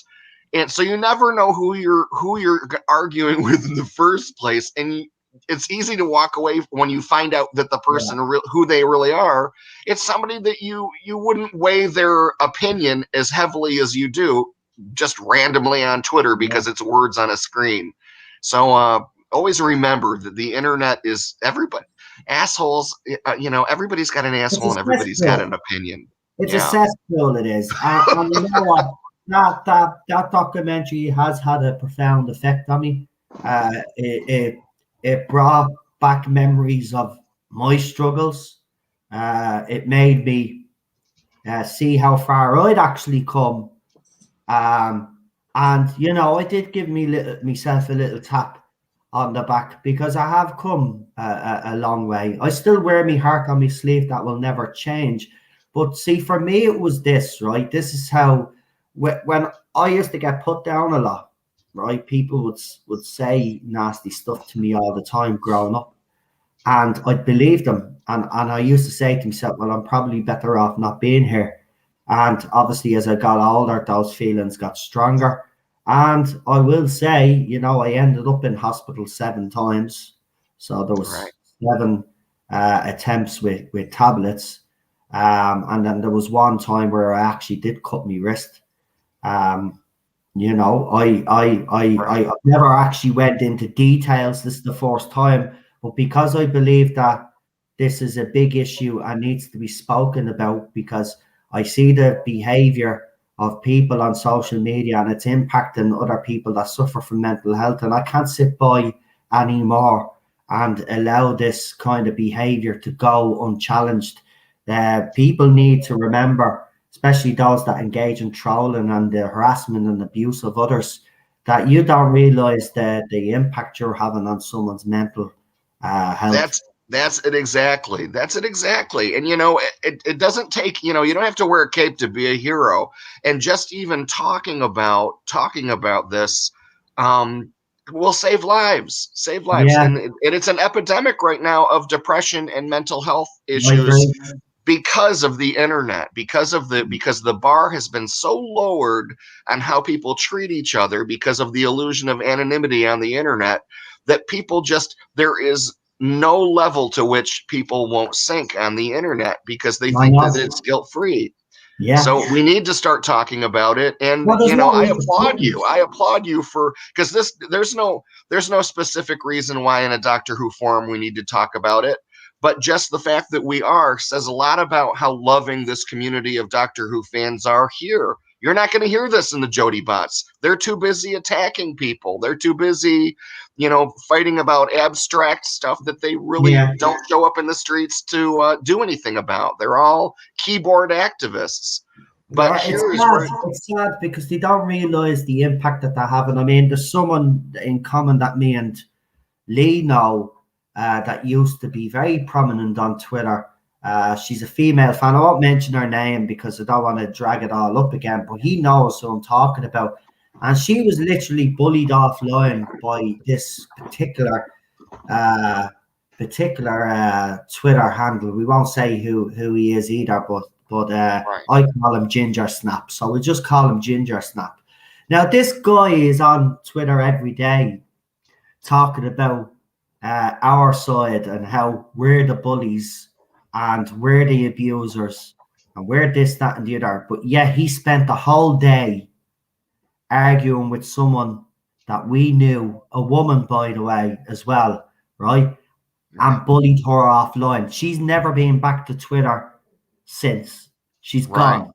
She's never doctors. Peter Davidson was driven off of, as a Doctor Who fan, when you will drive the Doctor off of Twitter, you should kind of reevaluate. There's a little bit of navel gazing that should go on. But again, I'm going to say the true test of the mettle of fandom and where their heart is in things that organically come up. And the fact that we're talking about depression here to help other people says a lot about where the soul and the heart of Doctor Who fandom shines the brightest. And I think that that's happening right here on your channel. So I wanted to applaud you. Well, thank you. Chris, like yourself, I spent 6 to 8 weeks in a unit as well. There's no, I've been very open. I have obviously not went into details as much as I have tonight on what I've been through, but I understand where you're coming from. The reason why I wanted to bring this up now is because I do believe, and I'm seeing it all the time. I'm seeing how it's affecting people I even know. It's affected me as well, especially this last year and a half. I have to say has probably been a year and a half of hell for me, social media wise, with the amount of attacks and sustained attacks that I've had to put up and deal with. And I think I've navigated my way through it. I used to just scream at people and lash back, but now I'm a bit more selective on and a bit more calmer on how I do it. Because look, at the end of the day, it's not good for my mental health to be getting involved in spats with these people. But I really do think that this is a big issue in all fandoms. You're seeing it. There are people being openly bullied online, and I think that not okay. I'm being praised for highlighting. I shouldn't be. At the end of the day, the reason why I decided to highlight is because I'm hoping, like Babette said, that when someone watched me video, and I picked the song very carefully as well, by the way. The song is basically "Don't Give Up. You've got a reason to live." There's some of the lyrics in the song. I honestly do believe that you have a reason to live. You're not worthless. You know, you got your part to play on this planet. I don't ever think that you're no good. And remember, you're not alone. People out there do suffer. But I wanted to do this because I do believe that it needs to be highlighted by more YouTubers out there, and I'm hoping that if YouTubers out there have seen the video, do say, okay, maybe we do need to highlight this issue, because I do believe that mental health is the biggest issue facing not just society but fandoms as well. And we're seeing a lot of people suffer right now. You do see people taking breaks. Do you wonder why they take breaks? They take breaks because they need their minds to rest. They need to get away from all the abuse. So it's affecting people mentally. And I believe that we do need to keep this in the public eye, because it's a big issue. And look, we don't want to lose more good people. We really don't.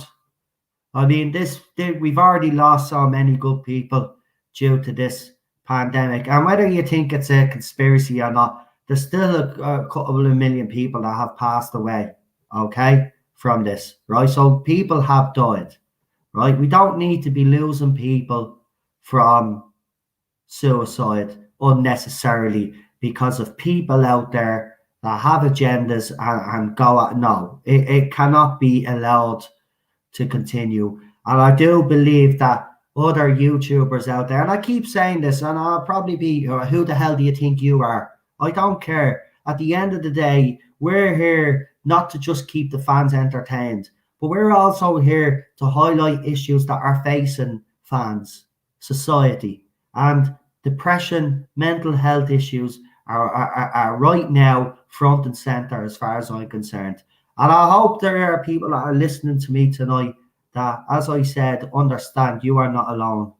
And remember that you talk to someone. If, as Lee said, and everybody has said here in the chat to people, our DMs are open.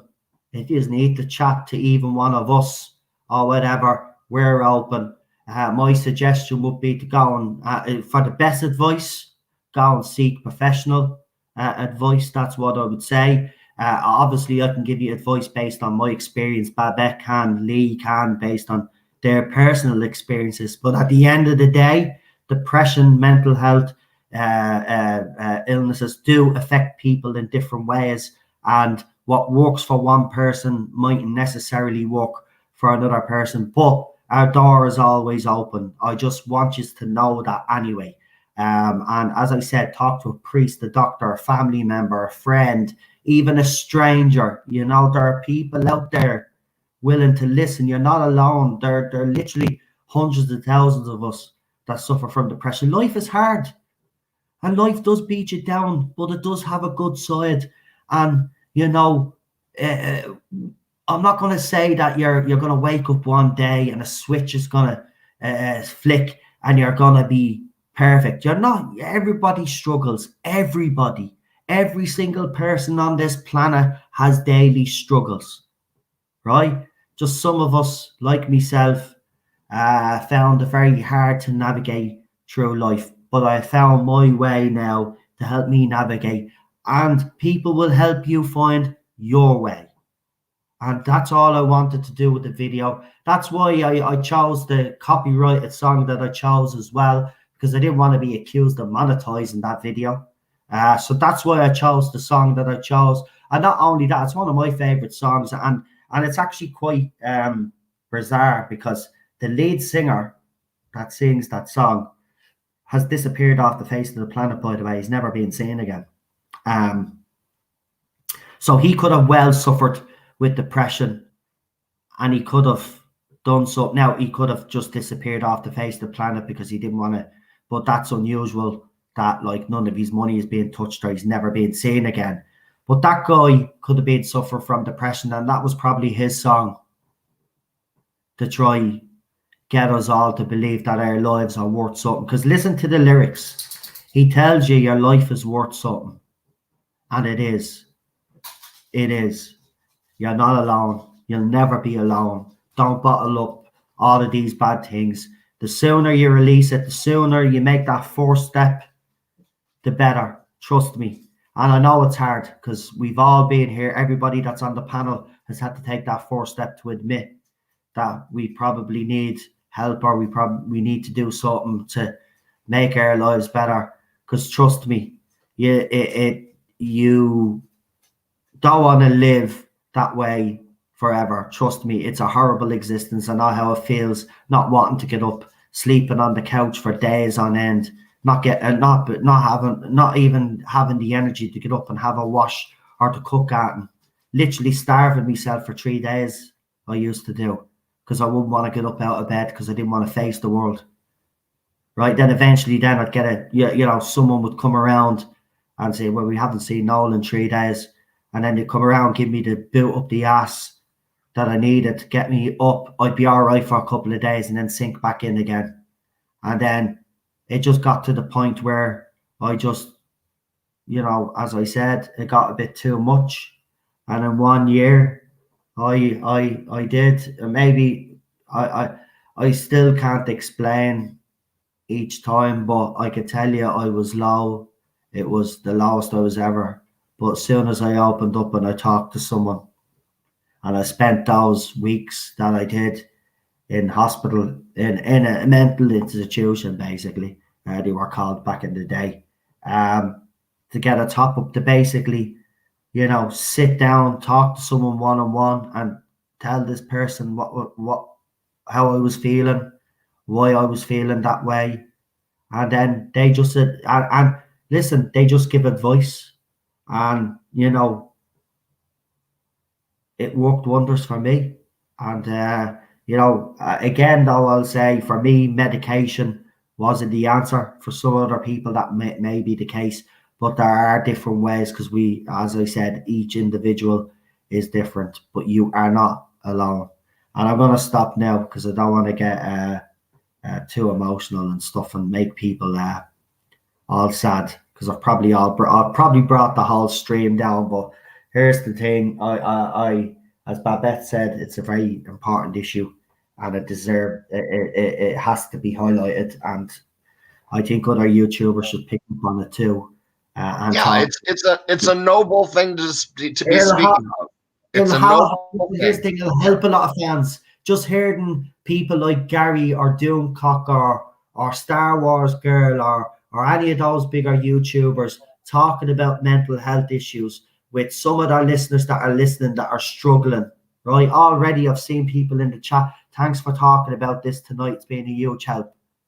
That's the goal here, to make life a little bit better for people and to tell people that you're not alone and there are people willing to listen. And I think that is the best message that we can send out there. There's a lot of negativity around the fandom menace and people like us. Let's go, right? But lately we've seen Geeks and Dead Gamers and other streamers doing charity streams for mental health. That's great, but now let's do streams to actually sit down and talk about these things, and talk about the behavior of fans on this side that go and harass other fans. You know, we need to bring this to this has to be brought into the spotlight.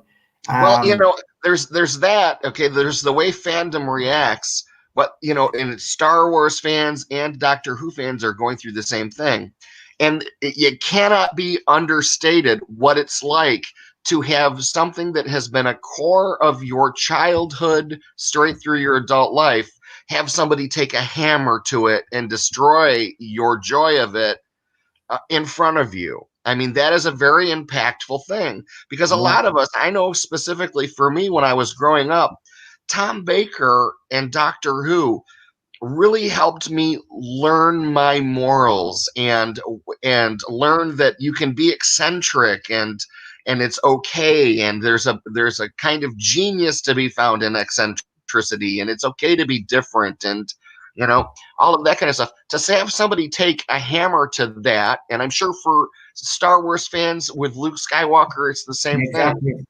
That has an emotional impact on it. So it's it's a very potent kind of a message to honor that and be like, it's okay that your hero was dismantled in front of you. Your hero was destroyed in front of you. It's okay for you to mourn that and take it personally.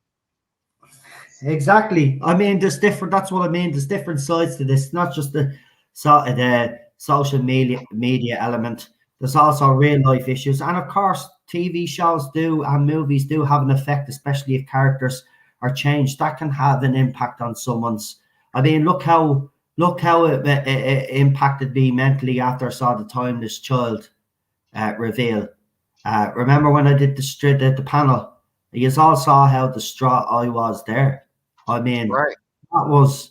I mean, and other fans would have felt like that as well. Listen, it's not just the trolling and people. It's stuff like this as well, and real life situations. Life in general. And I just think, as I said, it is an important issue. That documentary did have a huge impact on me. It brought up a lot of old feelings I had, which, wasn't nice to relive. I have to be honest. I got a bit emotional during that interview with our mother, especially because, again, another thing that I never took into consideration was the impact that me dying would have on other people. And I know we don't think about those things because, let's be honest, you're in such a dark place. It's the last thing, sadly, you are thinking about. You think you're so bad, life is so bad that you think, well, nobody's going to miss you. But again, I will say to you guys, trust me, people will miss you. I mean, it got after when it all came to head for me, there was one last attempt where I actually did die and had to be brought back to life. I was actually given my last rites. My mother and father was away in Spain. They got a phone call to say, listen, your son is going to die, basically. And it was, my uncle said it was, I remember because my uncle was with me because obviously, as I said, my parents were away on holiday, but they couldn't get a flight out, so they had to hang on. But I remember coming around maybe 12, 15 hours later, and my uncle looking at me, and his face was white as a ghost, and he just looked at me and he goes, "You're a lucky boy. You don't know how close you were to being gone. Don't you ever do that again." Right, that was his response.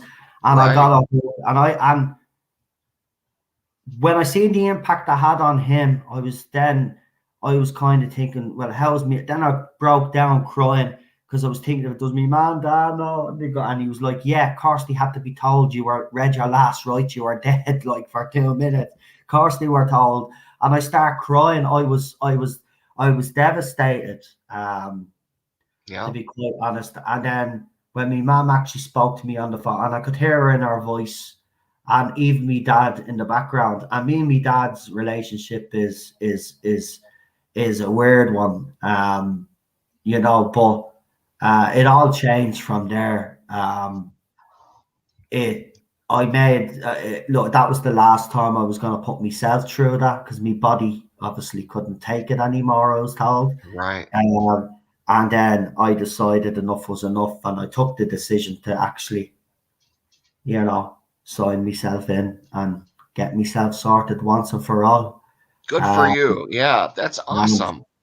And I did, and I haven't looked back since. I'm not going to say now it's been all plain sailing. I have had setbacks over the years, but I will say this: I do criticize social media quite a lot on Twitter, but I will say these 3 years that I've had where I've been getting constant attack, I think has made me stronger. In a weird way, for me, it's kind of helped. It's kind of helped with I'm a lot stronger than I used to be. It takes a lot now to drag me down, especially these last few months. I don't know what it is, but I'm just like, well, look, if people want to say stuff about me online now, let them. I'm not going to let it impact my mental health. I'm not going to let it impact me personally, because if I do, I'm going to go back to that situation where I sink deeper and deeper into a hole, and before I know it, I'm back to square one. And I refuse to allow myself to be dragged in by these people and to be dragged down. So, as I said, I've come a long way, and this documentary did make me realize how far I've actually come. But that night, Cheryl had went to bed after we'd watched it, and I sat there, and I put on Fortnite, believe it or not, and I was going to do a gaming stream, but I couldn't concentrate because Caroline Flack's head kept coming into my mind. Right. And all the things that I was going through were coming back and flooding back into my mind. So I says, I need to do something here. And I said, feck it, I'm going to do a video. I'm going to do a video, and I'm going to tell people, that they're not alone, that there are people out there that I have to do something. I have to. And by the way, I just want to say, and I don't usually, I used to bang on about people disliking me videos. I don't anymore. But I will say, to the 3 people that dislike the video that I did on the whole mental health situation, where I put the links in as well, so people can actually go and seek professional help as well. For the 3 people that did dislike that video, listen, I know you don't like me personally, right? I'm not going to go on a big rant and rave or slag you off, but you ought to be ashamed of yourselves, right? It's a positive message that I was trying to send. Here's the thing. Here's the thing, though. People, these people who are toxic fans, they won't even really listen to your broadcast. They'll come in, they'll see the name of your broadcast, and then they'll push the dislike. So, and knowing that knowing that really kind of puts everything in context. Yeah, you're right. You're probably right. They probably haven't even watched the video. You're probably you know what? You're probably spot on there, 100%. But it's not nice to see, especially when you're trying to send a positive message. But you're right. We'll forget about that, because I don't want to get roped into that again. These people are I just can't get my head around how they have so much hatred, but yet they go on social media and they preach how they're all about inclusion and love and all of this crap, but yet their actions show otherwise. But before we do head off, obviously I know Lee is busy, right? So I know Friday Night Tights is on now. I know that's why he's been a little bit quiet, because he's moderating. Oh, I've been listening. I got Friday Night Tights. It's okay. I knew you had Friday Night Tights on anyway. But no, it was on mute. I was listening to. Obviously, I wanted to ask you. Obviously, you've been hearing what we've been taught. I want you to throw your 2 cents into it, and then we're going to leave. I'm going to leave it on this topic, by the way, and we will obviously. Again, I will say you're not alone. Okay, and remember that. And my door's open, and I know Lee has already made it clear that his door's open. If you need to talk, we are here for you. So, Lee, is there anything you would like to add on the whole? I mean, I've had you know, many years of mental health problems. You know, and I would just like to say that the mental health system does not work in Britain. I don't know what it's like everywhere else, but it's broken. Yeah, it's been exhausting for me, especially when I was caring for my grandmother for 10 years by myself, and she had mental health problems, and I had to deal with it by myself with my own mental health problems, and it was tough. And it really does drive you into the pit of absolute blackness. You know, I mean, that you can't escape. You can't get out of it. You start sort of spiraling into a self-destruction mode, and it is really incredibly difficult to even know who you are, let alone what you want in life. You know, and I can't say that there is a magic button. I can't say that there is an answer or a solution, and it's something you just have to learn to cope with and deal with. And for me, it was very difficult because my support network was dissipating as they moved out of London and all of that. And it's really difficult. And I think because of that, you do spend more time on social media where you're trying to find that answer or to find that support, and then you come across a lot of strangers who seem to take delight in meddling with you, and it's really difficult. You know, it's sorting the wheat from the chaff, and there's a lot of chaff. But you know, I want to say something positive. I want to say something. I find it really difficult, but at the same time, as I said in the chat. Listen, I mean, you're still here, right? You said you've been dealing with your own mental health issues as well as your grandmother's, and you're still here. So can I just say, you know, well done. You're still here. So you've obviously found a way of getting on with it, even though it has been a struggle for you. So you should be commended for that, especially with all the other stuff that you're dealing with as well. So don't brush it off as nothing. That should be commended, by the way, what you did. So, like, you know, pat yourself on the back there, pal, because I'm sorry, that's not a little thing. You were dealing with your own stuff as well as dealing with your grandmother's stuff alone, while your support network was, as you said, was moving out of London. Well done. You're still here. You're still fighting. You're still, you know, you know, even though you might still have your bad days, you're still here. You're still wanting to, you know, make your mark, and I think you are making your mark. So listen, mate, you should be proud of yourself, you know, and not dismissing it as this small little thing, because it wasn't. It wasn't. Trust me, I know what you've been through. Obviously there's different levels of depression, but I know how bad it can get. I know how deep that dark hole is. I know what it's like to scrape the barrel, reach the bottom and scrape that barrel. The secret and the trick is to be able to pick yourself up, dust yourself down, and try work your way back up again. And I really do.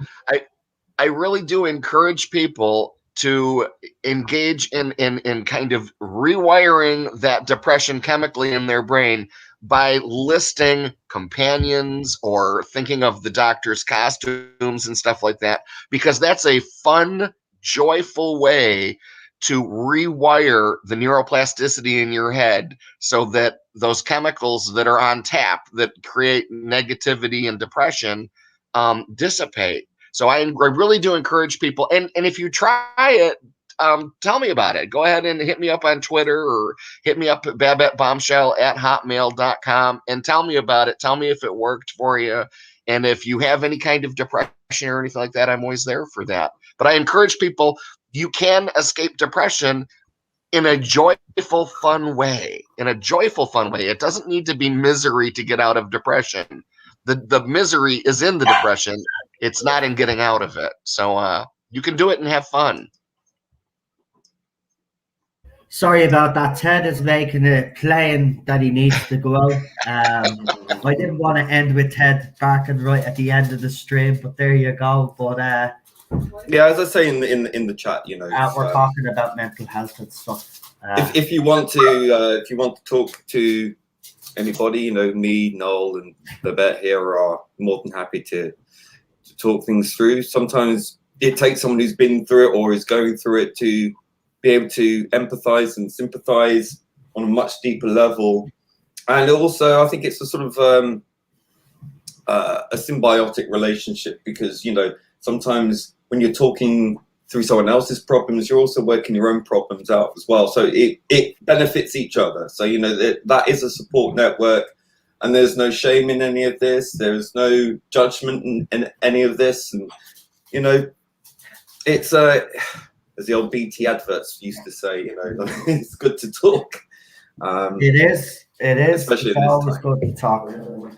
But as I said, everybody knows taking that first step to actually admit that there's something not right can be a big issue for people.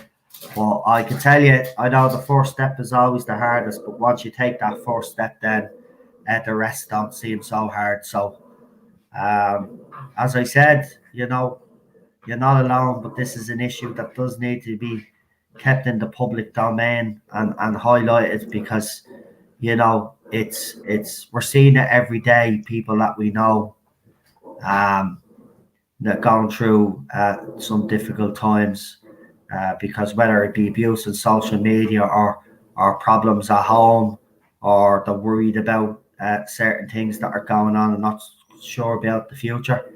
So yeah, I think it's a topic that's worth keeping in the public domain and making sure that people out there are okay. So yeah, I'm going to end it there by just saying, listen, as I said, you're not alone. And there are people out there that suffer just like yourself and understand where you're coming from. So lads, I'll let you plug our channel. Yeah, your dog sounds like it's about ready to have a colon explosion there. Yeah, that's what I mean. If I don't bring him out, Cheryl's just keeping him distracted from me until I end this stream. So if you want to, I'll mute myself. But if you two lads want to plug yourselves there, Babette, you can go first there if you want to, and plug your channel and let everybody know where they can find you.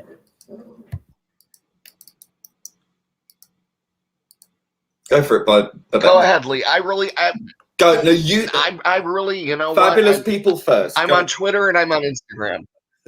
I'm on Twitter and Instagram, and other than that, you know, I have my YouTube channel here that I'm going to start putting up stuff on. But other than that, I kind of keep a very low profile. But you know what I mean? I'm not really. I'm not eager for more followers. You know what I mean? But this is a Hold good on, group a of low people. profile. The first time we met you, you had disco lights on behind you. Low profile. Right, exactly. Yeah, the first time we met him, do you remember you had the neon lights on and the little flickery lights on behind him? That doesn't mean he's not low profile. That's I'm joking. You stop getting it. See this woman, she's back now and she's already. It's a joke, woman. Okay, so you know what would have been really funny? Had you let me continue without interrupting you, but now you around it. I couldn't do We love you, Cheryl. No, it's not more. Too funny. But go ahead, Lee. Yeah, because I'm just, you know, I keep a very low profile on the internet. Go ahead, Lee. Well, what can I tell you? I've already plugged myself, but yeah, please subscribe. Actually, you can subscribe to a Captain Cockney Spock's channel. You'll find me on there quite often as well. He's a funny guy, that guy. I'll put the link in a minute. Yeah, the scene banter between the two of you, it must be hilarious because it's so funny. Tearing each other to shreds, but you are actually joking. If people are looking at it from the outside, say, "Oh, those two are having a go at each other," but it's funny banter. Yeah, it's deadly, man. Yeah, we're funny. Yeah, funny duo. Yeah, you can do that. You can find me on Twitter, obviously, at Being Problem. So, you know, as I said, my DMs are open. I think you have to add me first, but make sure you do. Obviously, if you haven't downloaded my song with Hill versus Babyface, it's on Spotify, Amazon, iTunes, all the rest of it, Deezer, etc., etc., etc. So do download it. That would be great. 75% of proceedings go to the American Association, or I think it's the American Association or something like that, Federation, whatever it is, of prevention of suicide.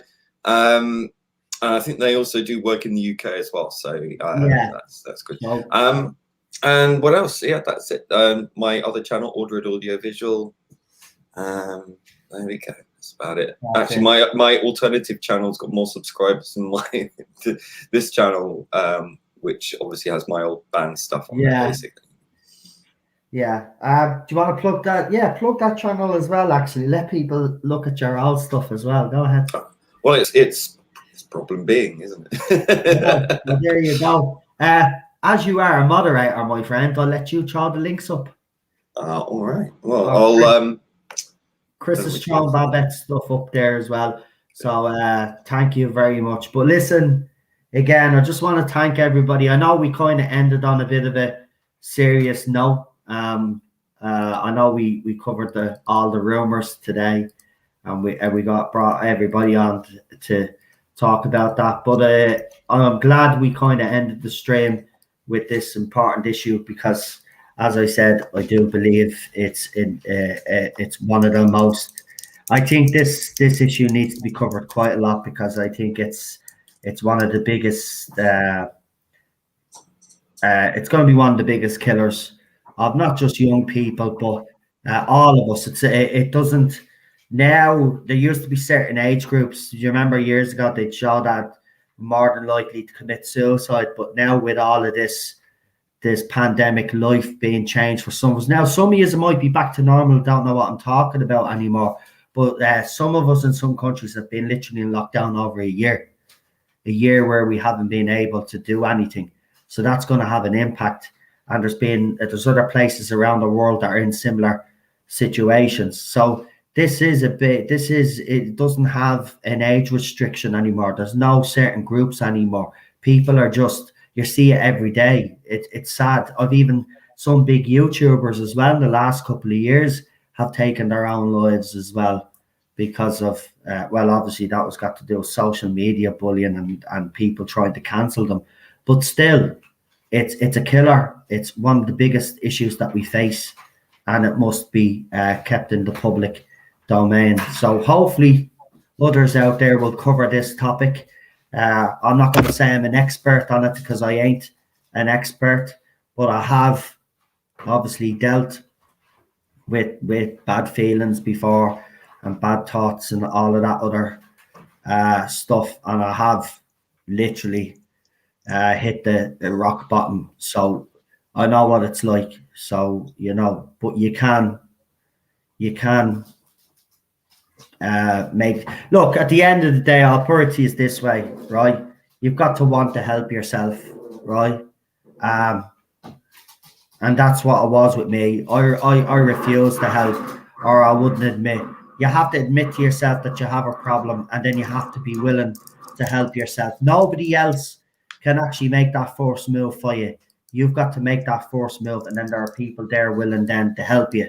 But you've got to take the first steps, and if you're not willing to do that, well then, I hate to say it, but you one day you might succeed in not being here, and that would be sad for everybody, and it'd be a waste of a life too, because, as I said, everybody has something to offer in this world. And eventually, Doctor Who will climb out of the sewer it has dug itself up in, and you want to be here for that. You know what I mean? I want to be here for a lot of pushing 90 by then, but yeah, I don't care. Maybe. Yeah. And on that note, we'll leave it there. I just want to thank everybody who has listened, especially this last hour and a half, I think it is, we've been talking about this. But thank you. Tons of love, guys. Tons of love to everybody. And we will see you tomorrow. But we'll just leave it there. You know why I'm here tomorrow. I don't need the plug, and I'm not going to but we will see you tomorrow. So, Babette is gone. So, goodbye, Babette. So, Bye, bye. we'll see you over the weekend. But listen, look after yourselves, stay safe, and remember, you're not alone. And, you know, if you need to talk to myself, Lee, or anybody else out there, remember our door is always open. Our DMs, I should say, are open. So good night. I will talk to you soon, and I'll leave you with Leah's wonderful little channel trailer. So good night, folks. Thanks to the moderators. Thanks to everybody in the chat that has been listening tonight and understanding. Really appreciate it, and we'll talk to you over the weekend. Have a good one, folks. Good night. Good night. Stay safe.